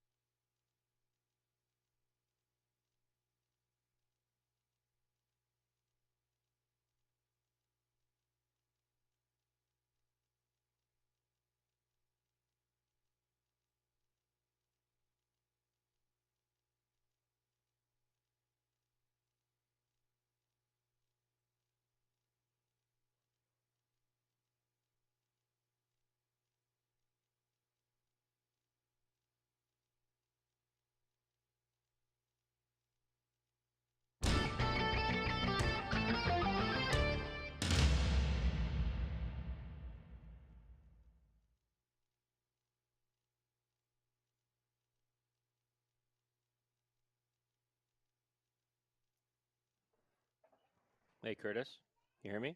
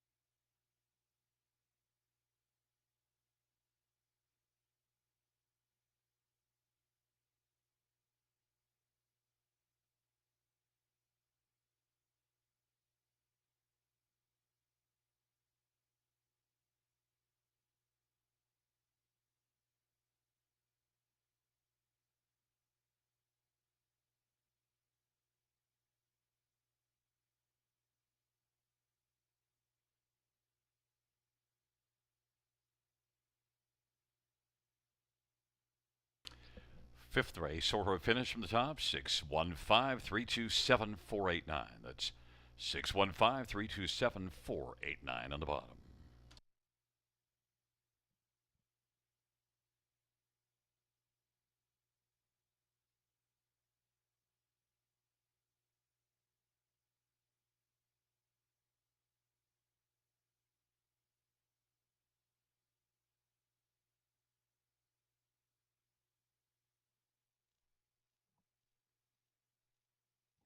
We've reached the midway point of the card on a fantastic Friday night here at Grand River Raceway. That's early pick five, paid pretty well, things considered, over $1,100. And that high five, over $1,100 for just 20 cents. So, two of my favorite wagers here, giving out some nice payouts. Yours truly hasn't been able to cash a good ticket yet, but hopefully we see that in the second half of the card coming right up here. And why not get started with the late pick five, starting right here in race number 6.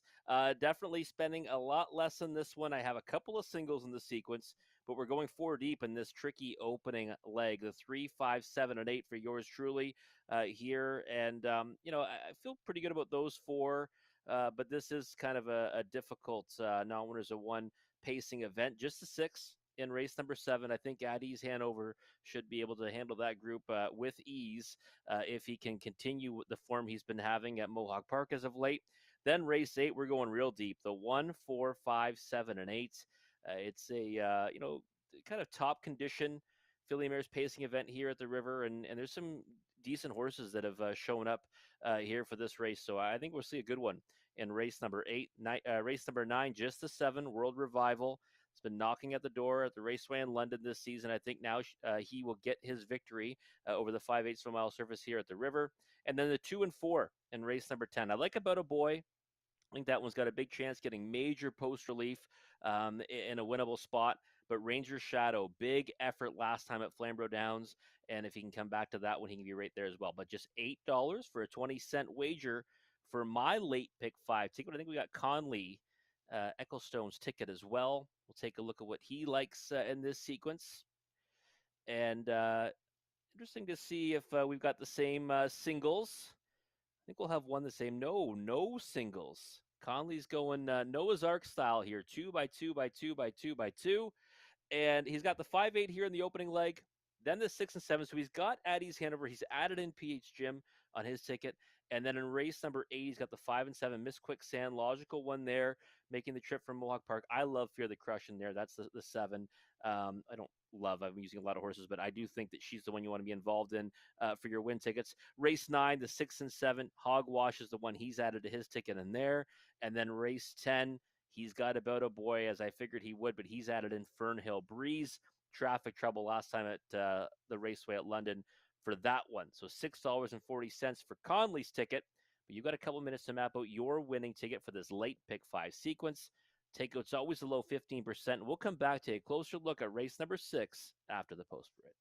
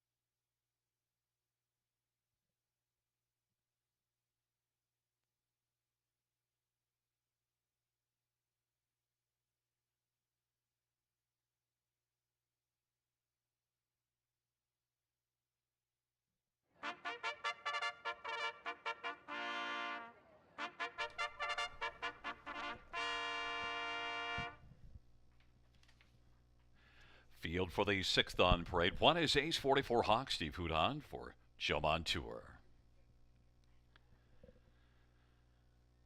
Number two is Party Pass, Scott Coulter for Richard LaRue.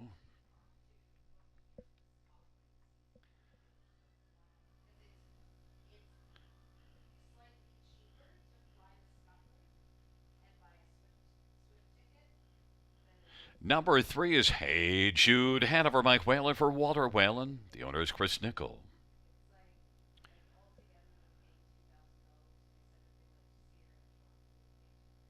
For Big Hunter, Anthony Hahn for Graham Burgess.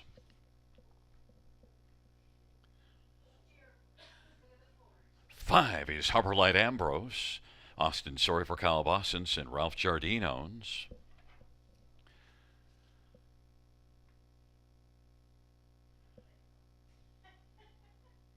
Number six, TF McRockin, Colin Keller for Joe Squires and Martin Kempfer.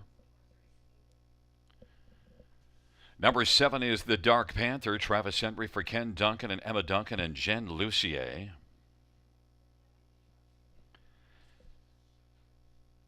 And eight is Brookdale J. Mack, Dale Spence for Ben Hollingsworth and Douglas Poley. Let's get a look at this field. And, well, right away you're going to take an 8-horse on top. Brookdale J. Mack, I believe. Dale Spence for Ben Hollingsworth. And, well, you've been watching this one at Mohawk of late and comes in showing enough speed to probably translate very well here. Yeah, I think so, Gary. And you know, really, if this was, old times over half-mile service, I wouldn't be going in this direction. We both know that because the 8-hole is impossible. But new possibilities in the bigger surface, and I think Brookdale J-Mac, this is one that I've pegged on top, I think, more than once at Mohawk Park, and has, misbehaved, the miscue in the past, but has also kind of been in the mix against, some decent horses. And last time out, really impressed with Lotto Max, who was a strong winner on debut, and this one was just 3 lengths behind in fifth. So I think that Brookdale J-Mac more than capable of coming out on top against this group, and I thought that outside post would likely lead us to a little bit of value, and we're getting that right now at 7-2. Probably want that morning line of 3-1 or more, but definitely thinking that this is a major player against this group, than 8 Brookdale J-Mac.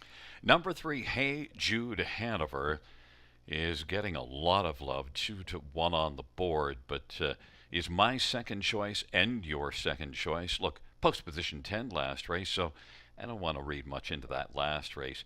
And you see a little bit of form racing on bigger tracks and was good at Flamborough back in April. Hey Jude Hanover, getting a lot of love. Yeah, Hey Jude Hanover is kind of a bit of polarizing for me. I've backed this one quite a few times on the B tracks, and I mean, has only got that one on the board finish, right, in 11 tries. So I wouldn't really want to take a short price on anyone in this field. A lot of horses in here have had several opportunities to get the job done, and haven't been able to do so, and he's one of them. But yeah, last time out, dreaded 10 hole at Mohawk Park. You just want to cross that one right off the page. You don't have to hold that one against him at all. And before that was, I guess, a decent enough sixth in a race that was dominated by Century Komodo. So better lines on the B tracks, and getting back there is going to be to his liking, and I think he can be right there at the wire. 5, Harbor Light Ambrose is my top pick. A good start at London in a maiden class 2 races ago from the trailer post. And then last race, grassroots, not bad, 56-1. Yeah, I mean, we've seen horses come out of those grassroots races at the Raceway and do well in much tougher spots tonight. And one of his barn mates did it, right, earlier on in the card. So, I think we got to certainly pay attention to Kyle Boston's horses, getting back to a service he's always had success at. And Harbor Light Ambrose is one that I actually went down with the ship on at very short odds 3 starts ago. He rebounded with a better effort at a much bigger price to betting marker next time out.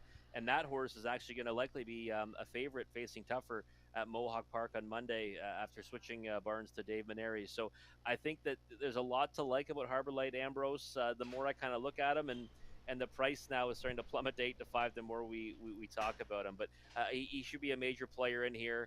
He's disappointed me in the past, so that's probably why I put him in the third spot. I wasn't sure what to make out of the Dark Panther because it drops from non-winners at 2, and this could be a better spot. Yeah, and he's won before, right? I mean, he's done something that no one else in the race has done before, and that's get his picture taken. And that drop from numbers of 2 back to the maiden ranks is a big one. So I think at 8-1, I wouldn't begrudge anyone for taking a poke on him. Field of 8 taking up their positions. Ace 44 Hawk and Party Pass and Hey Jude Hanover on the inside. In the center, Big Honor, Arbor Light Ambrose. To the outside, TF McRockin, the Dark Panther, and Brookdale J. Mack. Field of 8. Race number 6. The field for the 6th race is in position on the gate, gathering speed. They're at the start and they're off, and Brookdale J. Mack broke stride trying to time the game, and now getting out well. Harbor Light Ambrose, Party Pass on the inside. Then it is the Dark Panther, Ace 44 Hawk is racing fourth. Hey Jude Hanover is fifth. And then it is Big Honor, TF McRocket, another break for Brookdale J. Mack. Harbor Light Ambrose, who's 1-2. The heavy favorite has the lead. Party Pass has only one to pass to win. 27-2 opening quarter. And rolling third right now, Ace 44 Hawk. And then it is the Dark Panther. Hey Jude Hanover is currently racing fifth. And then well back to the trio of Big Honor and TF McRockin. And Brookdale J. Mack after that early break has a lot of work to do. 27-2 opening quarter. And the field works their way on towards the half and on into the backstretch to go. Harbor Light Ambrose, Party Pass at 45-1 is getting the trip. And then racing third, Ace 44 Hawk is going to move to the outside right now. The Dark Panthers fourth and Hey Jude Hanover fifth. Those 5 have separation on the remaining 3, and Harbor Light Ambrose sharp on the lead. 1-2 on the board. Ace 44 Hawk is racing second. Party Pass on the inside is dropped back a little bit now. And racing fourth is the Dark Panther. Hey Jude Hanover fifth, but Harbor Light Ambrose leads as they race their way on around the turn. Ace 44 Hawk racing second still. And now the Dark Panther is kicking in late and is grabbed third. Hey Jude Hanover fourth. And Party Pass has now let a couple pass and is back to fifth, but off 3/4, 125-4. Home and cooled out is Harbor Light Ambrose, and Harbor Light Ambrose just coasting at the finish. Hey Jude Hanover is going to be second. Then the Dark Panther and Ace 44 Hawk is your top 4, but it was Harbor Light Ambrose heavily bet and lived up to it, Rob.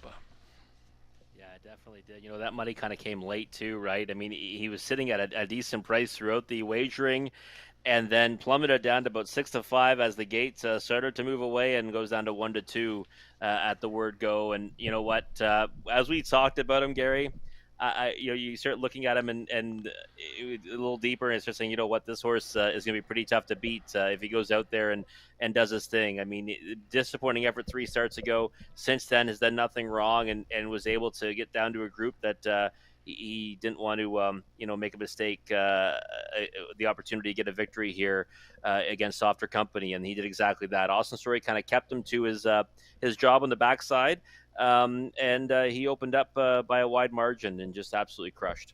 And then Brookdale J. Mack, well, it went south very quickly at the start. Yeah, no chance right off the gate. Try to time it. I mean, we're going to see a lot more horses try to go forward off the switch from those outside starting spots, and he's made breaks at the start before, and he did it again tonight. So no chance off the switch. I don't think he was going to beat Harbor Light Ambrose with how good he was, but he may have been able to get involved. Well, we both had Hey Jude Hanover for second. That's where that one finishes. The Dark Panther drops from non-winners at 2, 11-1 on the ticket, and we get Ace 44 Hawk at 20-1.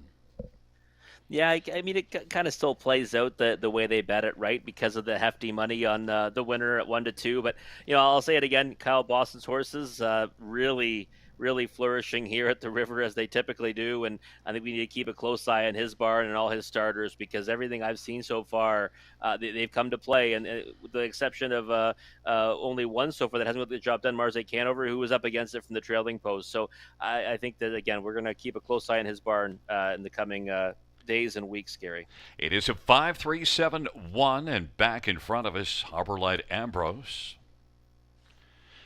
Harbor Light Ambrose is a three-year-old up the credit bay colt, owned by Ralph Jardine of Arthur.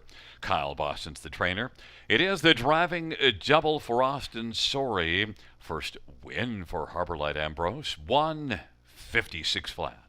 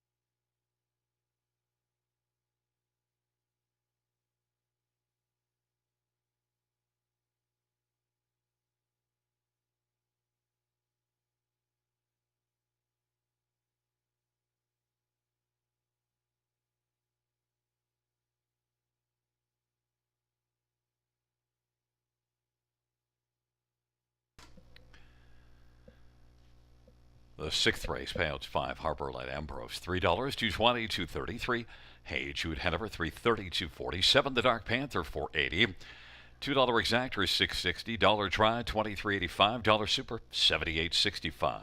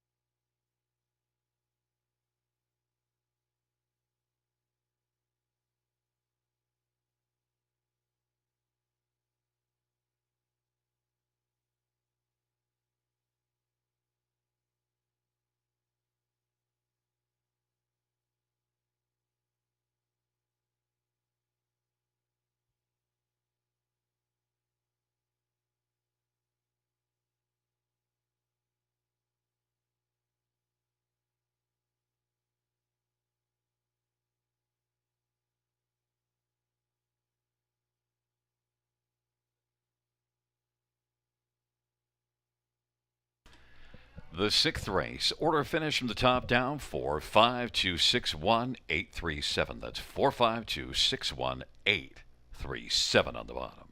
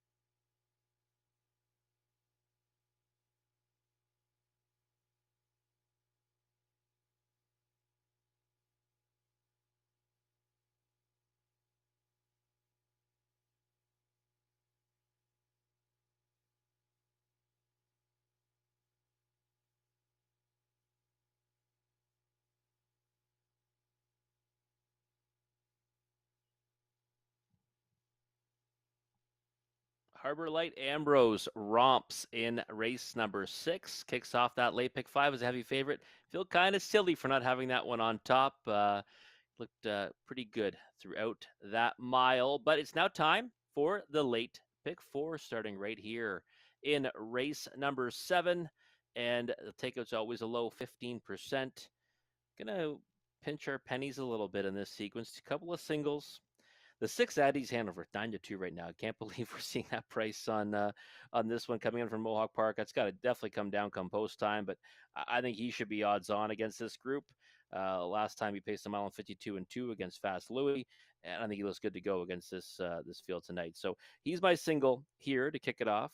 Right now 9-2. Expect much shorter come post time. 1, 4, 5, 7, and 8 in race number 8, using the majority of the field now that the 3 Cozy Up has been scratched, and just looks like a wide open Philly Mayor's top condition pacing event here at the river. Some really nice horses. That's what I've been looking forward to all night. Race number 9, just a 7, World Revival. I think he's sitting on a win, second in his last 2 at the Raceway in London, and was second to betting marker 2 back Wild Doc Holiday in his latest. It's a good form reference for World Revival. Thinking that one is going to do good things for Meg Crone and Anthony Hahn in race number 9. Race 10, just the 2 and the 4. The 2 About a Boy, I think, looks like the one to beat. Major post relief, has been finishing second in his last 2 at Flamborough, third before that. Should definitely like the surface here at the river. So I think he is the one to beat. But Ranger Shadow last time out, big effort over that half mile surface as well. 56-3 for the victory by more than 3 lengths. Coming into it off of Vet Scratch Lame as well. So getting back on that regular rotation might also help his chances. So 2 and 4 for me in the finale. Just $2 for a 20-cent wager, or $10 if you want to play it for $1. Conley's ticket. See if it's the same numbers as his pick 5. He was going 2 by there. It is. Yet 2 by 2 by 2 by 2. 6 and 7 here. He's added the PH Jim to my at ease Hanover, who's actually a shorter price than that one right now at 5-2. 5 and 7 in race number 8. That's Miss Quicksand and Fear the Crush. Those are 2 I want to be involved in that race for sure. The 6 and 7 in race 9. He's added Hogwash coming off a victory. Never want to ignore a horse coming off a win. Hogwash won his first victory in 22 lifetime starts last time out. He's also got World Revival, the one that I think is worth singling in there. And then race 10, he's using About a Boy, but he's added the 3 Fern Hill Breeze, racing off the claim for Stephen Taylor, and had a little bit of traffic trouble last time out at the Raceway in London. $3.20 for Conley's ticket. Just a minute away until be coming out onto the track for race number 7. Map out your winning tickets for this late pick 4 sequence. Again, the takeout is always a low 15%. And we'll be back shortly to take a closer look at race number 7.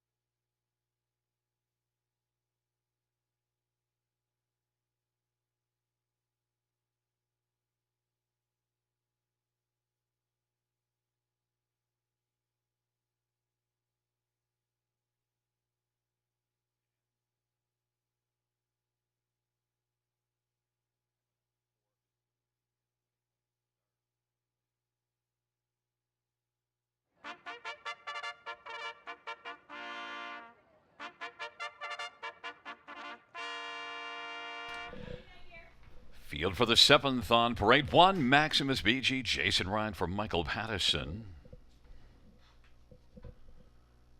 Number 2, He's Sporty, Scott Quiller, Jim Flynn, and Doreen Flynn.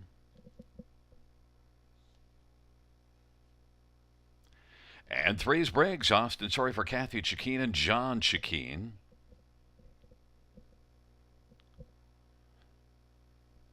For Southwind Infusion, Travis Henry for Ashley Lenvo and Gino Toscani. 5 is Brigus, Brett McDonough for Ken Oliver and Milton Young. And number 6, Eddie's Hanover, Tallamore for Dr. Ian Moore and Gordon McComb and Bolton Farms and James Miller.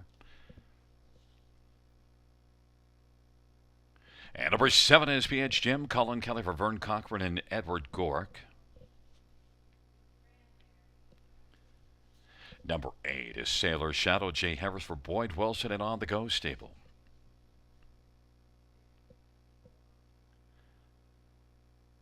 Nine is Shadow's Shadow, Mike Whalen for Walter Whalen and Chris Nickel. Let's get a look at this field. It is a full field of 9 for race number 7. And, well, we'll start with number 6 at ease, Hanover. And, well, one that 6 to 5 on the board. Broken equipment last race, but still it does show enough, I think, to take this one. But only does have that one win in 14 starts, Rob. Yeah, just one win in 14 starts, but he was a good earner last year, right? 55,000 almost in earnings. Had 6 top 2 finishes. Did face some stakes company too throughout that 2-year-old campaign, Gary. And this year, I think the efforts are actually better than advertised in the program, right? He's picked up a share in each of his starts. Was third to Calico Jack, Hanover 2 back, and you can see his back half there was 54 seconds flat. And then last time out, you mentioned the broken equipment, but was just over 3 lengths away from Fast Louis. I thought that he was going to be a hefty favorite on here, 3 to 5, something like that. We see him now drop down to 6 to 5, and we might see odds on in his near future. Yeah, and just the overall speed just has to compare extremely well. Of course, also Dr. Ian Moore often puts up some enormous numbers. But Brigus, that last race on closing day at Flamborough for the meet, he was on fire. Yeah, Brigus was it was a monstrous effort. He was one that I've backed him quite a few times, Brigus, and the times I've backed him, he's typically just missed. When you look and you see those 4 seconds and 2/3, likely those are the times that I got behind him. But still, he's a horse that's got those 3 victories and 13 career starts, and he doesn't miss the board very often. And last time out, kind of a coming out party for him, right? He goes out there 55 flat, new lifetime mark, and absolutely dominated non-winners at 2. But I think that that non-winners at 2 now to facing one that's been racing well in non-winners at 2 at Mohawk Park, I think that's a pretty big step up for Brigus. But I think to me, he's one that's kind of the clear choice underneath, and should be in the mix throughout. Number 9, Shadow's Shadow, is the one that you took for third. Raced well at Flamborough for a couple of starts. They went down to Pocono, and boy, that didn't work out. So now they're back here in Ontario. Yeah, it didn't work out at Pocono. Post 7 though, got away 7th off the gate and just improved one spot before the wire. But it was kind of making his presence felt. We'll say, right, in those 2 tries at Flamborough Downs. And I think in looking at this horse, you see he's over 23 this season, but 9 on the board finishes, and a horse that I certainly couldn't back to win in here. But I would think that he's worth a use in the bottom end of the trifecta and super at 25 to 1. And I'll tell you a horse that intrigues me here, Southwind Infusion, because at times he looks like he could be a better horse than what we're so far getting out of him. And his season's been good, 6 out of 12 in the top 2. Yeah, he was beat a lot of lengths last time out, but Brick has just got away. Southwind Infusion, there's something there. Yeah, definitely. Something there for Southwind Infusion, and I've been fond of this horse. In some of his efforts, and last time out, second to Brigus, like you mentioned, though, albeit more than 7 lengths behind that one at the wire, but still 6 top 2 finishes from 12 career efforts, and one that I think is probably. Not taking enough support right now at 13 to 1. Again, might be difficult for him to get the better of one like Addie's Hanover, but certainly can land somewhere in the exotics. And number 7, PH Jim, is one that I used on the ticket. This is one that was good a while back, and then last race came back up and had a win. So you do see a win in a second in a pass 3 now. PH Jim might be coming back around and maybe could pass the acid test here and be a top player. Taking up their positions, it's a field of 9. Maximum BG, he's Sporty and Briggs on the inside. In the center, Southwind Infusion and Brigas. To the outside, Eddie's Hanover, PH Jim, Sailor Shadow. And the second here, Shadow.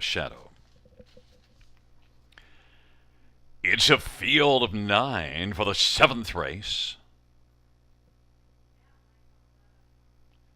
They're at the start of the rough, and Brigus is going to blast out with Addie's Hanover. Those are the top 2. Then it is Maximus BG and Briggs and PH Jim. Shadow on the inside. Then we're back to He's 40 and Sailor's Shadow, and Southwind Infusion is trailing the field. Addie's Hanover 2 to 5 on the board is going to come on and grab the lead, and Brigus second, Maximus BG third. Briggs is racing position 4th in front of Sailor's Shadow. PH Jim still works to the outside. Then it is back further to Sailor's Shadow, and he's Sporty. And then trailing the field as they come up towards us is Southwind Infusion. At Ease, Hanover and Tyler Moore looks at Ease right now, sitting in the bike and behind, or rather in front of Brigus. And then Maximus BG is racing third. PH Jim is on the outside 4th, and Briggs is 5th on the pylons and racing 6th now. On the outside, Sailor's Shadow. Then it is Shadow on the pylons, and back further, Southwind Infusion with a lot of work to do. And then he's Sporty, half of 57 and 3. Addie's Hanover with the lead. Addie's Hanover.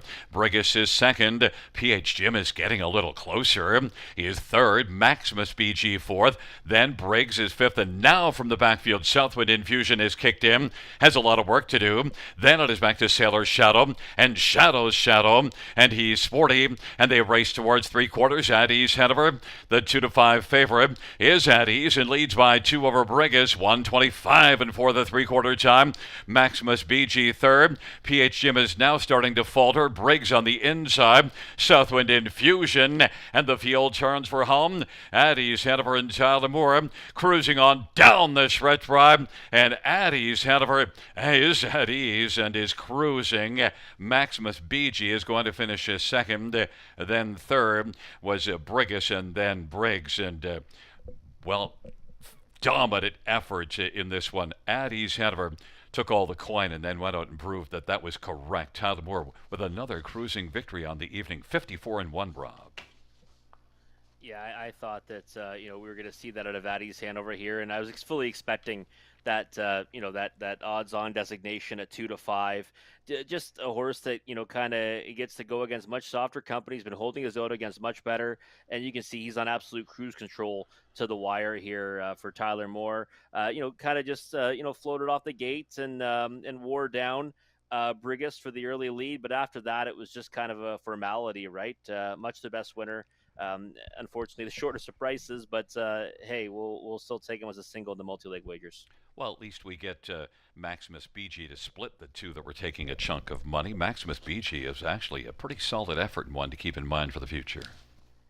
Yeah, it was actually. I was a little bit, impressed by that because you got Brigus getting that two-hole trip. Maximus BG kind of gets around him late for that play spot, and he's coming out of condition claiming ranks and a horse that hits the board with frequency. But still, this was a tougher spot for him. So impressed that he was able to get up for second, and then you got Brigus and Briggs, just one letter off there, Gary. Does that kind of mix you up sometimes during the race? Yeah, it takes a lot to mix me up, I'll tell you, buddy. No, of course it did. But look at, I'll tell you what mixed me up. 80 to 1. I didn't, first time starter for this year. I like first start on the year, 17 starts last year and only one win. Really outraced his odds. Yeah, he did. He got away well, right? Which certainly helps. I mean, good things happen when you leave. Got away well. Just kind of sat on the pylons and ends up finishing fourth, right? PH Jim kind of had to race to catch the gate. He was off stride for a bit before the start. That hurt his chances, and that kind of opens the door for one like Briggs to hit the ticket or get the bottom end of the superfect at a big price. So might help the exotics pay, but kind of logical on the top end. And back in front of us is number 6 at Ease Hanover. At Ease Hanover is a 3-year-old Stay Hungry brown colt owned by Dr. Ian Moore, along with Gord McComb and Bolton Farms and James Millier. Dr. Ian Moore, the trainer. Tyler Moore with the driving double. It is the first win this year, second lifetime at Ease Hanover. Doc Moore got a big pitching win last night for the Cujo.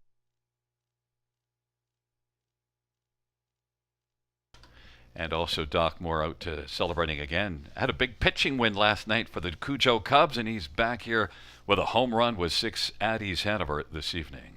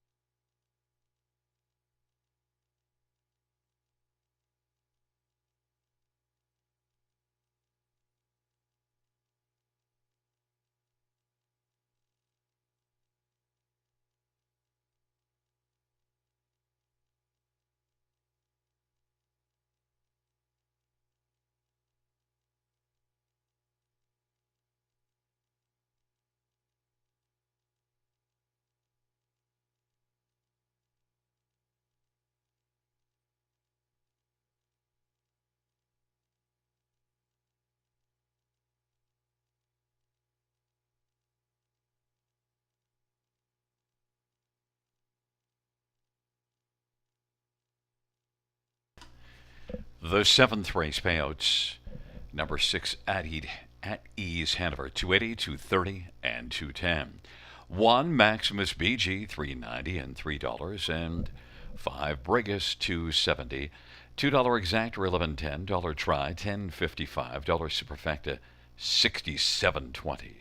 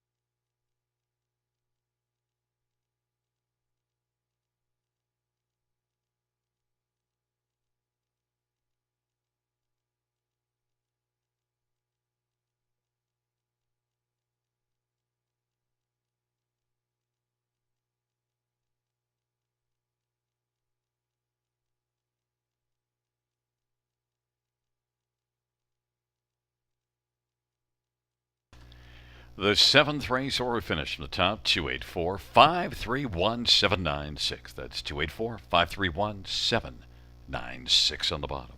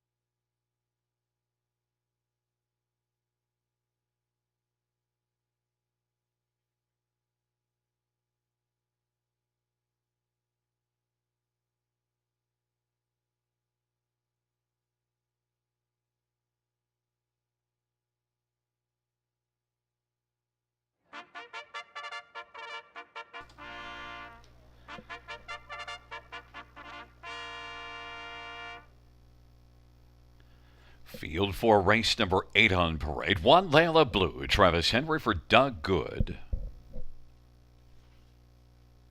Number 2 Goldie's Rockin', Brett McDonough for Richard Berwin, Sylvain Cote, and Robert Bernicke.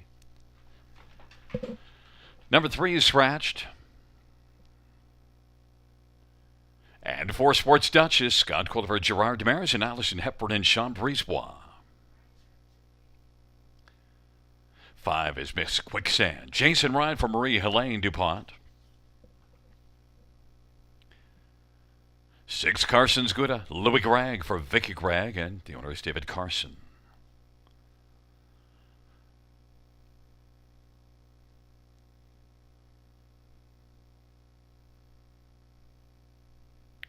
Number 8 is My Mother Pearl, Dale Spence for Ben Hollingsworth.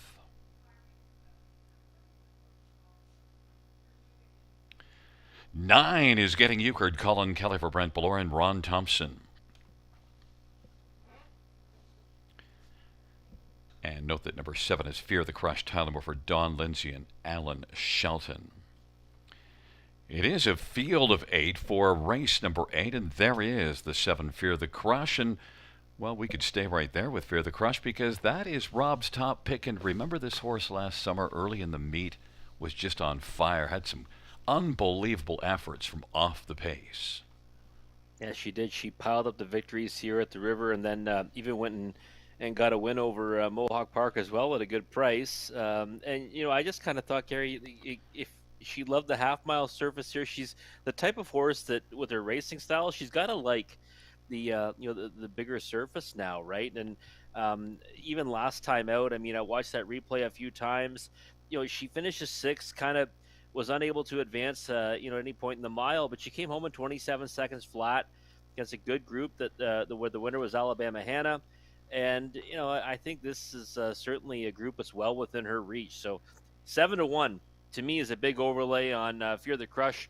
She's a horse that certainly has done very well here in Elora. Hopefully she takes to the new 5/8 of a mile surface. And she doesn't have to race from off the pace. Went to the front from post 9 May the 10th and was beaten only 3/4 of a length racing at Mohawk. Others to look at: number 4 Sports Duchess, been racing really well of late.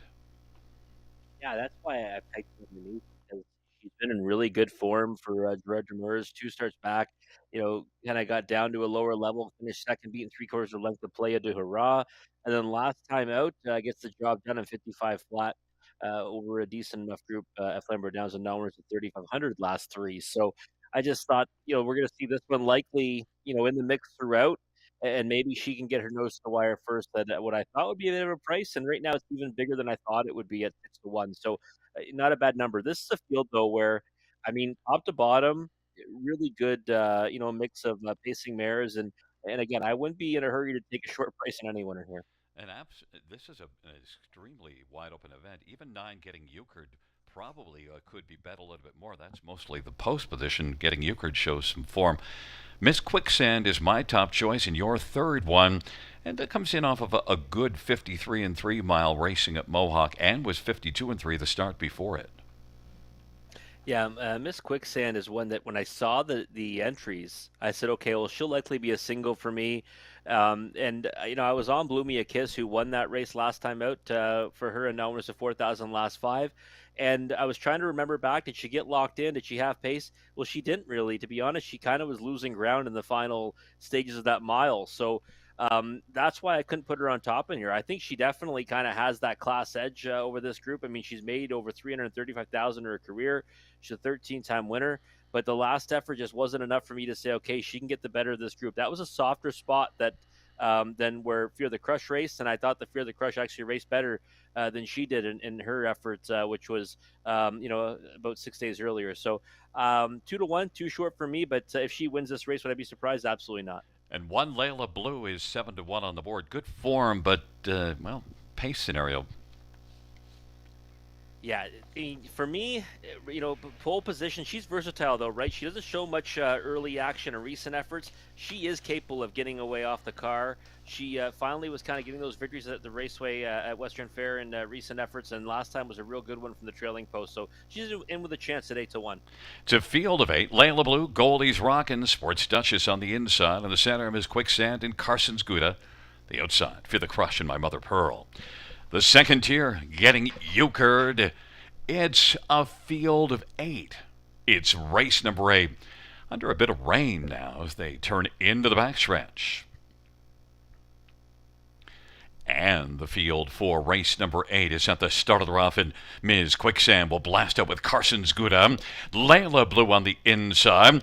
Goldie's Rockin' is racing position 4th. Then Fear the Crush is 5th and about 5 or 6 off the lead. Back to Sports Duchess. Then it is getting euchred. And My Mother Pearl is trailing the field. Carson's Gouda at 21-1, forcing the issue against the heavily favored Miss Quicksand, who's 1-2. Layla Blue is forwardly placed 3rd if they come off the turn. Goldie's Rockin' 4th. Then it is Fear the Crush who's 5th, and Sports Duchess racing 6th, getting euchred. And then My Mother Pearl, but they race off the turn of a 26-3 opening quarter. And it is Carson's Gouda. And now Miss Quicksand is going to drive on the outside. Miss Quicksand wants to come back and grab the lead from Carson's Gouda. And Layla Blue is in a good spot on the inside third off a strong opening quarter at 26-3. And fourth is Goldie's Rockin'. Fear the Crush is racing 5th at angles to the outside on the back of Goldie's Rockin' is moving. And then it is back to getting euchred, who is racing 3rd from last. Then it is Sports Duchess and My Mother Pearl. Miss Quicksand reclaimed the lead. Goldie's Rockin' is rocking a little closer now, half 55-4, and it is Miss Quicksand racing second. Goldie's Rockin' is now only a half length from the lead. Carson's Good at 3rd. Fear the Crush is within striking distance, 4th, and Layla Blue. Then it is getting euchred. My Mother Pearl on the outside, and Sports Duchess is locked on the inside. 3/4, 124-2, and it is Miss Quicksand, Goldie's Rockin', Carson's Gouda. And now Fear the Crush is going to roll 3 wide, but as they turn for home, Ms. Quicksand on down the stretch drive they come. It is Ms. Quicksand still with the lead. Carson's Good up the inside. Miss Quicksand continues on quickly to the finish to take it. Carson's Good is second. Then Goldie's Rockin' in fourth between My Mother Pearl and Layla Blue. Ms. Quicksand bet down to 1-2 and wasn't racing in quicksand coming to the finish. Was still moving very nicely, Rob. Yeah, she sure was. She kind of struggled to get to the front, Gary, when she tried to remove back on Carson's Gouda. Kind of took a bit for her to get back to the lead, but pretty big fractions, right? 26-3, 55-4. And you know what? An interesting form reference, right? She gets beat by 4 lengths to Blew Me a Kiss last time out. Well, guess who just went at Mohawk up a class? Blew Me a Kiss, doubled up there. So obviously that's a good form reference for Miss Quicksand. And I mean, it was just a real nice effort from that one, right? And will really heart-building win, right? Because 2 for 17 so far this season. Lately, she's kind of been spinning her wheels, 3rd and 4th. That should give her a big boost to her confidence. We get a nice exactor because 6 Carson's Gouda, 21-1 on the board. So Carson's Gouda is going to at least help it pay because Goldie's Rockin' got a fair amount of coins, so at least splits those 2 well-backed horses. Yeah, big price on Carson's Gouda. She's one that I was chasing at the Raceway in London in recent efforts. She got beat as the favorite last time out to Layla Blue. Real solid effort, too. Parked a long way before finishing in the place spot tonight. Louis Gregg put her in a great spot, right? Blasted off the wings of the gate. Wanted that early lead on Miss Quicksand and then let that one come around to sit a 2-hole trip. So real nice steer by him to finish second for Carson's Gouda. And Fear the Crush had a position to come on, but just didn't advance. No, she just didn't have it tonight. I'll be honest. I thought we were going to see her patented brush home and maybe she'd be a winner on the turn, but I could see Tyler Moore getting busy on her and she wasn't responding. So, back to the drawing board with her, but, hopefully we'll see her again at the winner's circle sometime soon. Back in front of us is the winner of race number 8. It is number 5, Ms. Quicksand. Jason Ryan, the winning driver. 5-year-old, always a virgin brown mare, owned by CSL Stable of Quebec, and Marie-Helene DuPont, the trainer. Jason Ryan is the winning driver. Third win this year, 14th lifetime, Ms. Quicksand.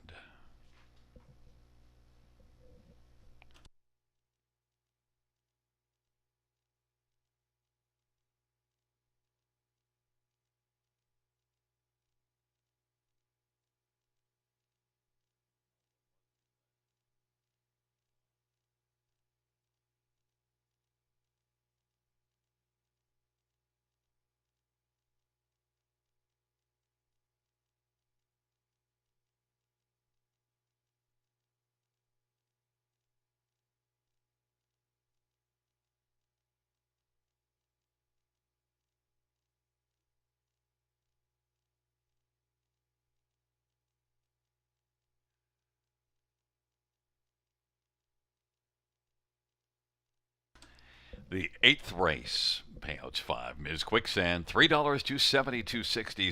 Carson's Gouda, 630 and 430. To Goldie's Rockin', $3.90. $2 exactor, 32.10. Dollar try, 74.65. Dollar super, 195.80.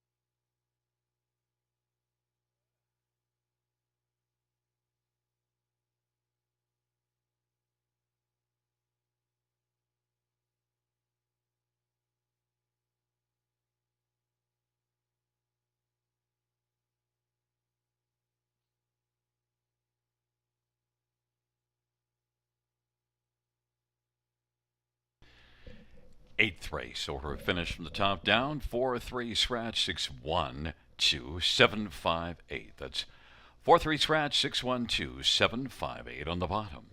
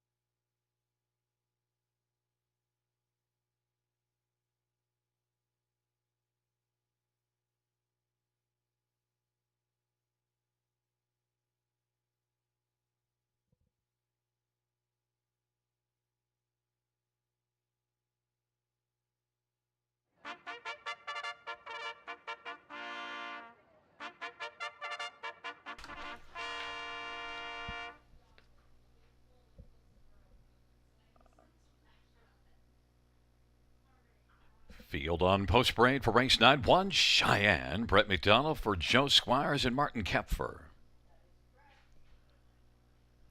Number 2 is Mel's Legacy. Jason Ryan for Mark Goddard and William Brown.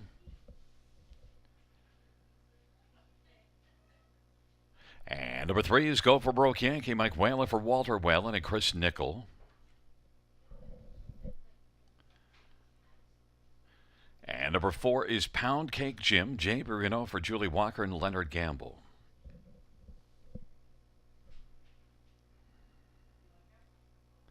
Five is Always Be Sweetest. Dale Spence for Mackenzie Spence and Shen Go. And number 6, Hogwash. Colin Kelly for Lori LePage and Rebecca Williamson.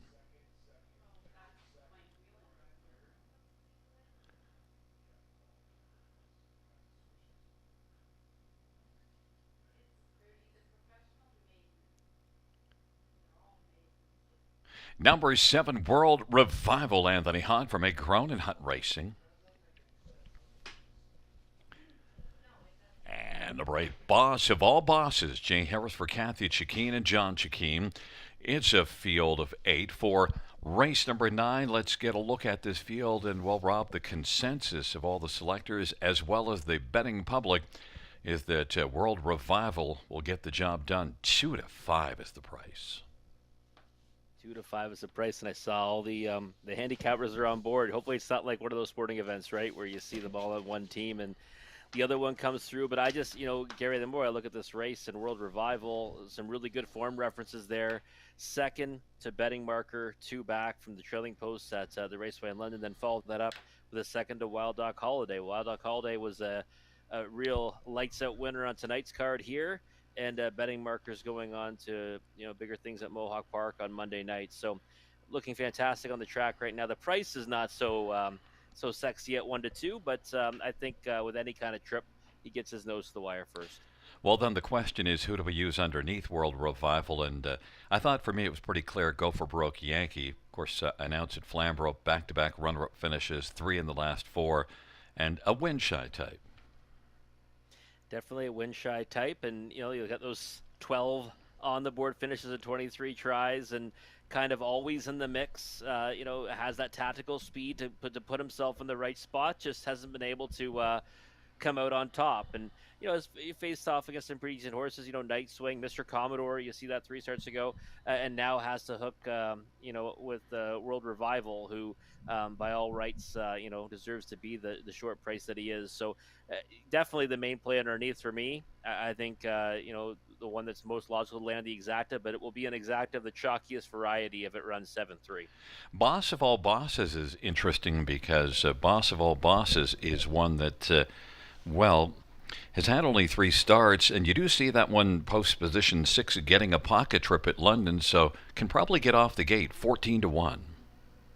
And post 8, like I said, it's not like it used to be here, so we're more than welcome to try to take a shot on horses from the outside to get a big piece of it. And Boss of All Bosses is one that I've been watching at Western Fair. Good second in his lifetime debut. Followed it up with that 4th place finish you mentioned. That was against Rusty's Bet and betting marker, so good form reference there. And then last time out, coming out of the same race that World Revival comes out of, 2 back anyways, May 13th, and was quite a ways back from that foe, but good enough, I think, that he can get a piece fit in here. So right kind of trip, I think, bottom end of the Trier Super. What about Mel's Legacy? Raced at Hanover, first to start off of the winter layoff. Had a couple starts as a 2-year-old, but battled hard for a first start. Yeah, it did. Was first over a long way. Ended up, fading back to 6th. That was Prospect Series. So it's kind of a mixed bag of what you'll find in that series. Obviously, the lower tier of the Ontario program, but one that I think could definitely take a step forward. Second start back off a layoff, inside draw. Maybe able to sit a trip for a piece of it. I noticed World Revival all the way down to 4 to 5. People trying to find the exactor ticket. One we didn't talk about is number 6, Hogwash, and yet, comes in off a win, and you also see a second at London late April. Colin Kelly driving. Can Hogwash get more than the fact that we didn't take this one, or at least you didn't take this one in the top four? Well, wins are at a premium in this race, right? And this is a horse that's already got a victory and did so with recency last start. So you never want to ignore a horse that won last time out. Should kind of have their confidence at a high and might want to experience that feeling again. 6-1 to me is a bit of a short price on the win ticket. World Revival of 4-5 looks like a decent number to me, to be honest. But Hogwash, I don't mind the horse underneath. Well, it is a field of 8 for race number 9, taking up their positions under the bright lights at Grand River Raceway. Cheyenne Mel's Legacy. Go for Broke Yankee on the inside. In the center, Pound Cake Jim and Always Be Sweetest, and to the outside, Hogwash, World Revival, and Boss of All Bosses. It's a field of 8. It's race number 9, and they are moving in, taking up their positions.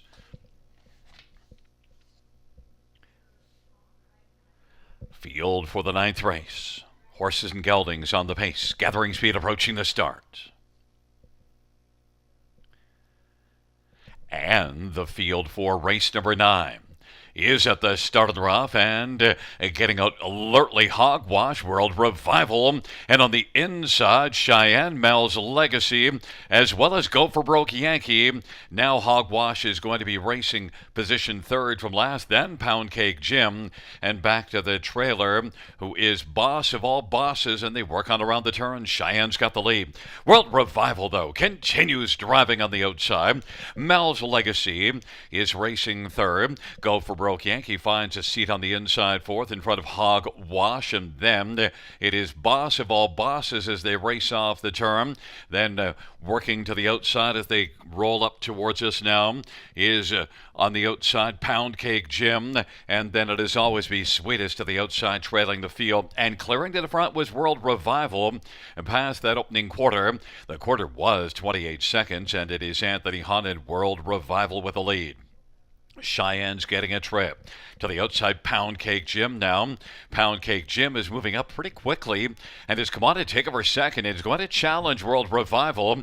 World Revival, the 3-5 favorite. Pound Cake Jim is 7-2 on the board and it's only about a nose off the lead. Now it's on even terms with World Revival, who's going to have to pick up the challenge, and then racing 3rd. Mel's Legacy. Cheyenne's racing 4th. And then it is Hogwash and Go for Broke Yankee. And then further back is Always Be Sweetest and Boss of All Bosses, and they're dueling.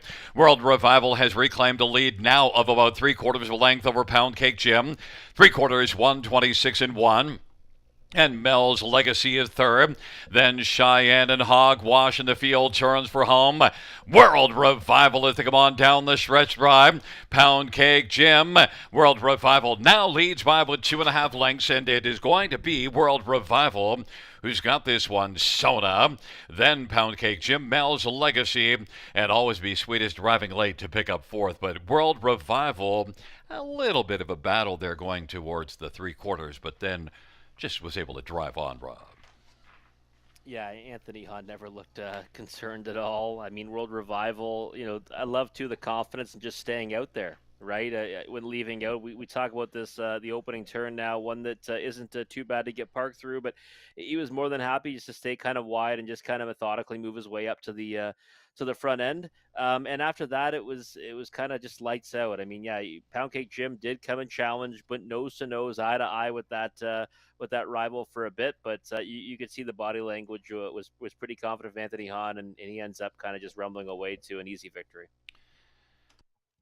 The Pound Cake Jim is one that you get onto the exactor ticket, because that's one that we didn't think that might be in the exactor spot at all.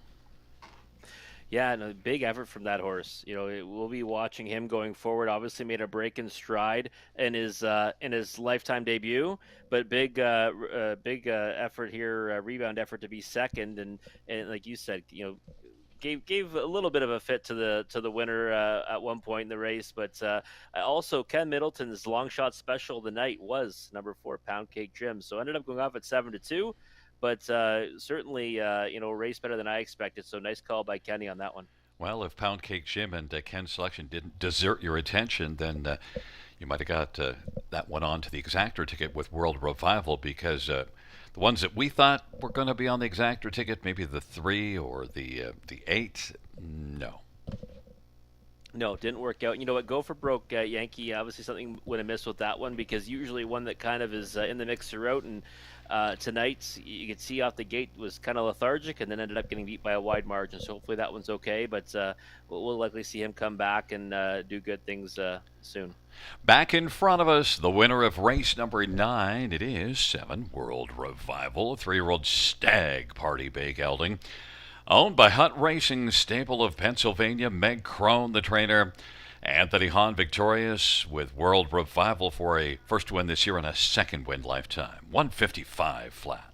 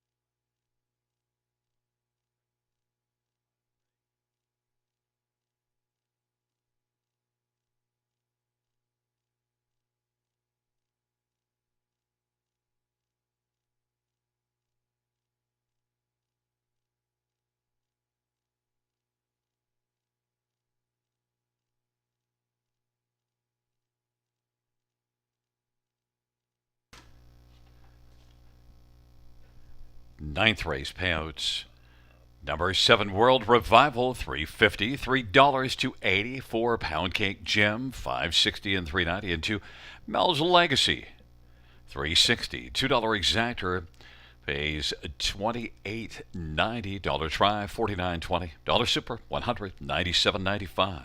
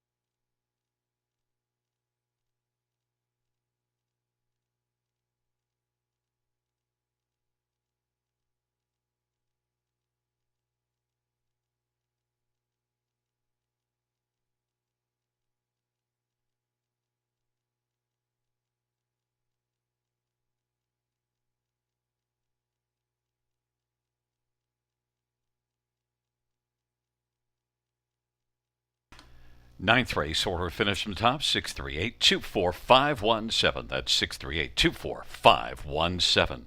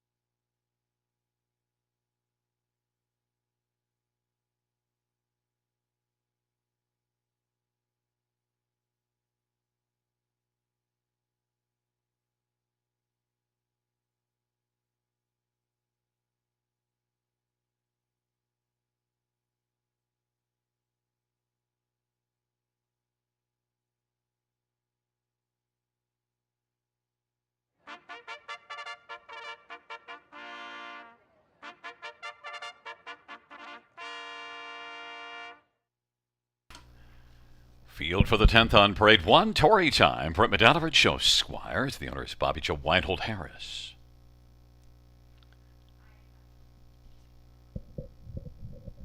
Number 2, About a Boy. Travis Henry for Ashley Lenvoy and Dana White. 3 is Fernhill Breeze. Martin LaChance for Stephen Taylor. And number 4, Rangers is Shadow Anthony Hunt for Chad Hill and Kimberly Jensen. Number 5 is Payne for Perez, Scott Culver, Cassidy Schneider, and Colonel Schneider Jr. And number 6, Go Mud, Rob Jenkins Jr. for William Burgess and Jeffrey Kelly. Number 7, Betting on the Beach, Jay Harris for Pat Houdon, and the owner is Warren Casely.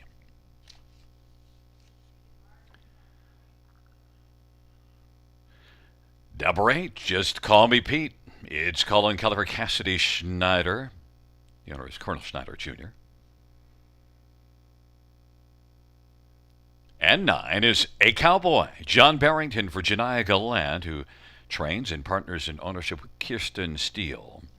Field of 9, race 10, final dash featuring the Super High 5. And, well, we're in quite agreement in how we see this race. We think the posts from 2 to 4 is where the story is going to be told, although the tote board is not necessarily saying that, as Fernhill Breeze is getting all the love, and yet we both like About a Boy. What is it about post 2, About a Boy, that we like in here? Well, first of all, it's that post relief, right, Gary? I mean, you look at this horse's last 3 posts, 7, 8, 7 at Flamingo. Before that, it was the trailing post. So has kind of been snake bit at the post draw, but now gets to work, from the inside of the gate anyways. And, well, we haven't seen a lot of success from down there. I think, he can kind of create his own luck because he's a horse that's got enough speed to kind of get away, well enough off the gate where he can either make a middle move to the lead or maybe he can get spotted on cover. I thought his recent efforts have been really good. He's got a good record this year, 5 on the board finishes from 12 starts, and, looking pretty good on the track as well. The price is kind of baffling to me right now. I think we're going to see this tote board kind of even out come post time. I think that 6 to 1's outrageous. He's got to be, in my opinion, closer to that 7 to 5, maybe 6 to 5 mark. I thought come post time, but I guess we'll see. Yeah, he's got 21 wins lifetime. He's been racing well at Flamborough, just having to work from off the pace because of the post draw. Number 4, Rangers Shadow, well, fresh off a win, beating About a Boy. Yeah, Ranger Shadow last time out, they had that pole position, so it's a big edge, obviously, over post 7. So that kind of helped him get the better of that rival. He did so at 13 to 1, and I mean, he drew off in the stretch in 56 and 2. Had not raced in over a month off a vet scratch lame, so maybe this is going to be kind of a revitalized Ranger Shadow we're going to see now, right? Like he can build off that victory. He gets to work from a decent spot on the gate here at the river, and I'd have to think the game plan's got to be to go towards the lead anyways off the switch, and he's 11 to 1, so all the money is just pouring in on Fernhill Breeze. But right now it's creating some value on horses that I thought would be taking the bulk of the support, and that's the 2 About a Boy and the 4 Ranger Shadow. Number 3, Fernhill Breeze has been changing barns a bit of late, and earlier this year, this is one that was red hot for Michelle Bohr. Fernhill Breeze does have 46 wins lifetime. Yeah, and it's, like you said, having a great year too, right? I mean, you look at it, 12 on the board finishes, 19 starts, 6 victories. 223,000 made lifetime to go along with those 46 career victories. And, I get that this horse should take some support here because last time out, no chance the way the race panned out. Ended up getting in all kinds of traffic trouble, dark moves, swells up on the engine. He did again on that occasion, and Fernhill Breeze without any kind of a chance when he had to settle for the bottom end of the Superfecta. Was a winner before that by a neck. But I don't think, 1 to 2 is the price which you see here. Lights just went out. Hopefully they come back on. Well, we haven't turned the lights out on the night just yet because we still have a few other horses we have here to go with race number 10. Number 7, Betting on the Beach. Maybe it's because you're backing a 40 to 1 shot on the top 4 that it just kind of blew everybody's mind and blew the lights. Yeah, maybe. Hopefully it's not a 10 o'clock timer on those lights there. But, Betting on the Beach, just one that I think can maybe do some good things here for Jay Harris, right? I mean, I've seen this horse turn in some surprisingly good efforts in the past. Hasn't showed much as of late. The third at Sarnia was decent enough, but 45 to 1 worth a whirl somewhere in the high five. Yeah, certainly that last race was better because the couple at Flamborough, he just was not in the race at all in March, and then that start May the 11th at Sarnia was a lot better. And number 6, Go Mud. I took this one for fourth. Can you see why I took this one for fourth? Well, maybe the last 4 races he finished fourth. That might be the starting point for you there, Gary. And I mean, listen, if it's working, why not, right? And Go Mud to me is not an impossible result in this race either. I mean, like you said, he's been finishing fourth as of late, but I think he's kind of a classy veteran in his own right. Almost 200,000 made, 43 victories, 17 to 1, not a bad number on the board. I think the horses have headed back to the paddock. I guess we're working on the light situation, which gives us a chance to shed some light on some other factors. And I mentioned to you that so far in the 19 races this year, post position 5 has won 8 of them, 4 tonight and 4 on Wednesday night. Pain for Prez. It pains me to say this, but I'm not sure I could see how the 5 is going to win here. I love the look of Pain for Prez, though, the gray there we see right on the TV right now. Pain for Prez, of course, as an announcer, I just love to see a gray in the race because that's just one less horse that I even have to worry about finding on the track. Yeah, when I was a kid, I mean, that was my starting point. I remember when I was really young and I didn't look at the program as much. I just always want to bet the gray horse. So I understand those sentiments too, right? They're easy to see out there. They're pretty to look at. I wouldn't ever rule out the Schneider barn. In a spot like this. I mean, 30 to 1, yeah, he's up against it here, but he's a horse that does have that tactical speed off the gate. Hasn't used it lately, but you can see that one line at Western Fair, right? Post 5 went to the engine and kept on going. And again, softer company in that occasion, but again, one that can get a piece in here. We might be getting a sign. Now, I haven't been told anything yet, but we see some bikes being unhooked from horses. I'm imagining we're going to have a bit of a delay, as it will take them probably, if we're going to get this 10th race going, it'll take them some time to get the lights going. And, we've touched on the 2, 4, 3, 7, and 6. We get Tory time on the inside. Made a couple of breaks last time out. 3 races ago at Flamborough was a winner from post 1. Yeah, real control. And a horse that has, like you said, done good things of late. Break last time, you can forgive him for that. Before that, post 8, write that one off. That last time, though, from the pole position was a dominant victory. Now softer group, right? That's at the lower end of the condition claimers there, but you got to start somewhere, and maybe that is something he can kind of utilize that early foot tonight to get a good spot off the gate and then get a piece of it. But still. The tote board's still just all been in the favor of Fernhill Breeze throughout. 4 to 5 now on that one, creeping up, but still odds on throughout the betting. I do see we have the team now heading out towards the infield, and I'm probably going to let you go in a minute, but if there's any other thoughts that you have on here, I see that Just Call Me Pete did finish second in 3 of the last 4 starts, and is also in the top 2 in 7 out of 17 on the year, and yet neither of us liked this one anywhere on our top 5.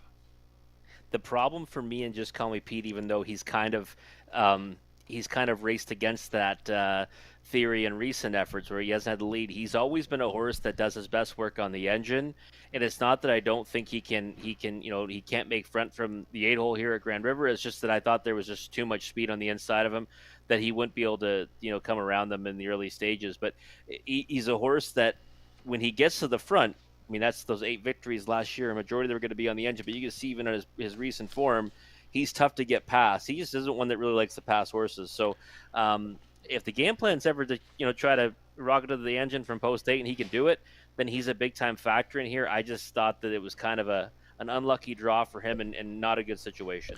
Well, Rob, I think we're going to have a bit of a delay to the start of the 10th race. Imagine we will get the lights back on, but a delay going. I see Boda Boy has been steadily dropping now. We've got this one driven down to 5 to 2, and Fernhill Breeze has come up just a touch at 4 to 5, but We both call it 2-4-3 as our top three. We'll see. The tote board is kind of leaning with the 2 and 3, and it doesn't really like Rangers Shadow. But I got to tell you, that last race at Flamborough, that was off that 6-week layoff, and Rangers Shadow looked mighty impressive. Yeah, and it jumps off the page, right? And it's not something that you look at and you say, well, he can't come back to it again because why not? I mean, he had that time off between starts. Obviously, there was something that was ailing him, and then he went out there and he went to a 56 and 2 mile, which certainly jumps off the page and jumps off his form. So I would think that as long as you know he's in the same good order as he was last time, he can certainly be right there against this group at 9-1's an overlay. There is one more question I want to ask you, and I mentioned this to you on Wednesday. So I'm going to give you the over-under. 140, no, I'll put it this way. A mile of 150. Will we get a sub 150 mile somewhere through this year at Grand River? The record right now for the half mile was 150 and 4 Rare Jewel, but will we get below 150, do you think, in any race this year? I looked at the schedule and I was trying to see, what the possibilities would be, because obviously, our big races, the signature races, are all are 2-year-old events, right? So, I would think we'd be hard pressed to see that in those. I guess depending on the makeup of those races, but when the OSS goals come, we got 3-year-old trotters and 2-year-old pacers. So, I would say, I guess I want to see it. I'd love to see it, but I might say maybe not this year. But this surface has played out pretty fast. All right, we've seen some real hot fractions in the early going, and I think that the racing style and with that might lend itself to seeing it. I would say if I was a betting man, I'd probably say over, not get to that 49 barrier yet, but I'd like to see it.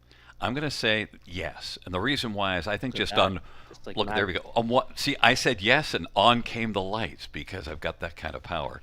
But look, the reason why I'm going to say yes, I think we just need Moses. yes, just like Moses. We just need one day where a horse like Ideal Perception or any of those other type of classy old horses gets loose on the lead, gets bravened up, and just decides to just romp 49 and 4. We've seen 151 and 1 from Ideal Perception on the half. I just think Yep. you get one of those veterans and away you go. The other horse that just popped in my head was Desperate Man, right? He came last summer as well, and yeah, you know what? Maybe you're right. It depends who comes. If we can get the right horses here, then absolutely. I was thinking more sort of the stakes events, and just because of the makeup of the golds this year at the river, it'd be tough to see it there, obviously. But yeah, if we can attract in their preferreds, our top end condition classes, attract one of those horses that maybe wants to come over here to braven up, then we might see that barrier get beat. And I think also with this track surface, sometimes we may get more horses shipping over because of the bigger surface, because sometimes you didn't get those horses coming over because maybe they were a little larger and they didn't want to go around the half. They might not have fared as well on the half-mile track. Yeah, I'm sure there's no fear in that now, right? We see the way this track plays. It plays pretty fair. Horses get around it really good, and the feedback from the drivers. I was watching some of the interviews, with the drivers afterwards. Great work by the team to get those. They seem really impressed by it. So I don't think there's going to be any of that fear of racing on a half and taking a good horse on a half and worry about they're going to get around it or not. I think that this is going to be a track that's friendly to all shapes and sizes of horses, and I'm looking forward to seeing who does come this summer. Well, Rob, we've touched on the 10th race. We have a field of 9 that is heading back onto the track, and we both have 2 About a Boy, who is now 5-2. That is our top choice. And if I don't talk to you anymore this evening, if we manage to get this race underway in due time, have yourself a great weekend. You too, sir. Can't wait to get right back at it again on Monday.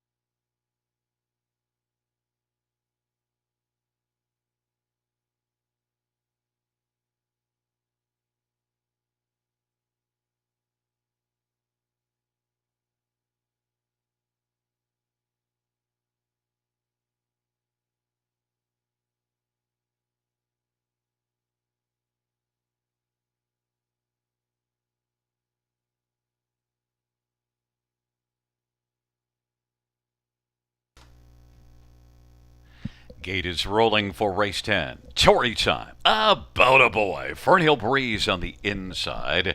Ranger's Shadow and Pain for Prez. And the outside Go Mud. Betting on the Beach and Just Call Me Pete. And the second tier. A Cowboy. Field of 9, 10th race under the bright lights on a Friday night at the river. They are gathered in behind the gates. Field for the 10th race.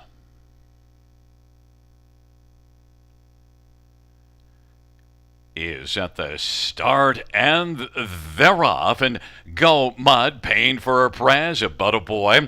Ranger's Shadow now sprinting through to the inside is Tory Time. And Go Mud lost a bit of ground, getting a little rough, and now it is About a Boy who's trying to take the lead from Tory Time. Then Ranger's Shadow third. Fernhill Breeze is fourth at the inside. Then it is A Cowboy, Pain for Prez. Betting on the Beach is racing third from last, and then it is Go Mud. And Just Call Me Pete is trailing the field.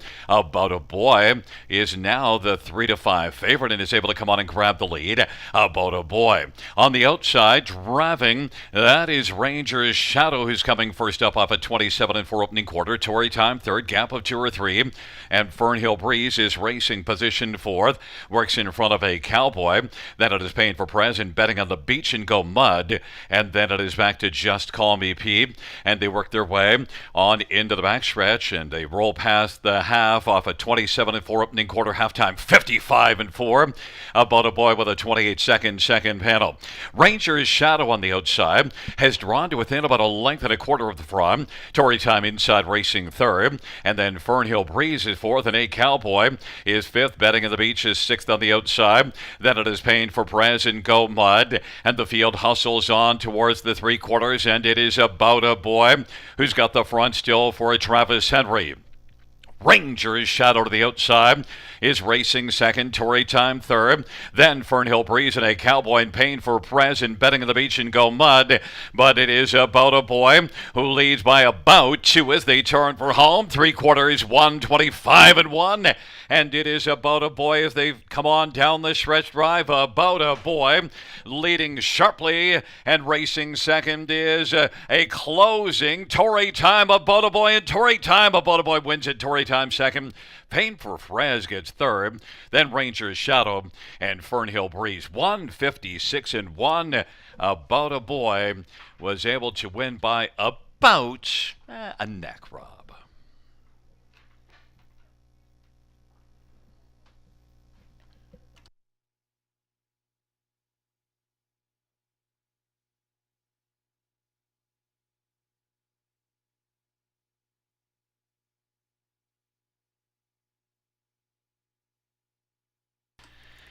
There's a look at the slow motion, and we do see 2 About a Boy and Tory Time.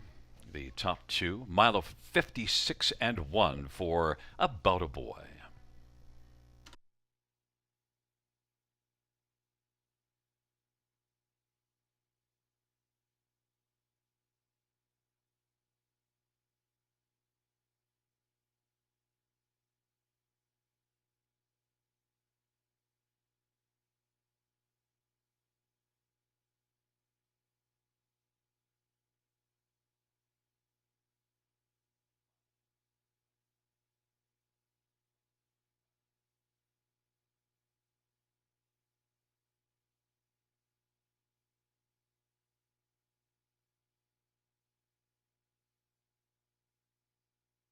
On the board, we have a 2-1-5-4-3.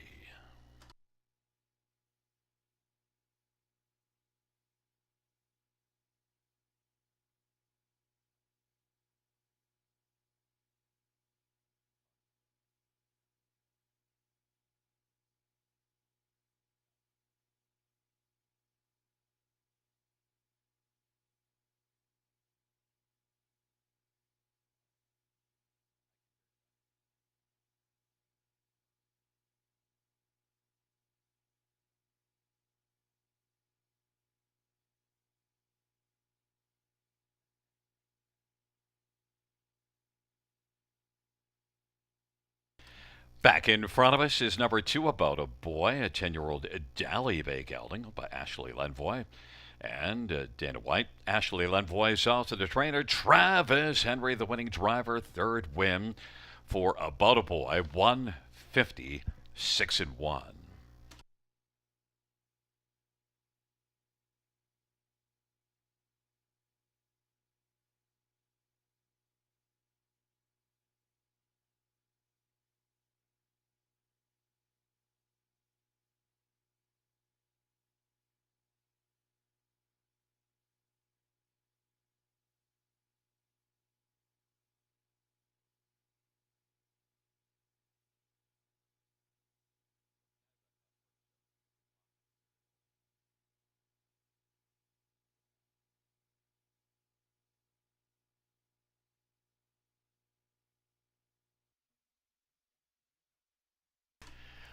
The 10th race payouts to About a Boy, 320, 240, 260. One Tory time, 650, 530, 5 paint for Praz, 950, $2 exact or 1810, dollar try, 85.20. Double of 7 and 2, $7.30.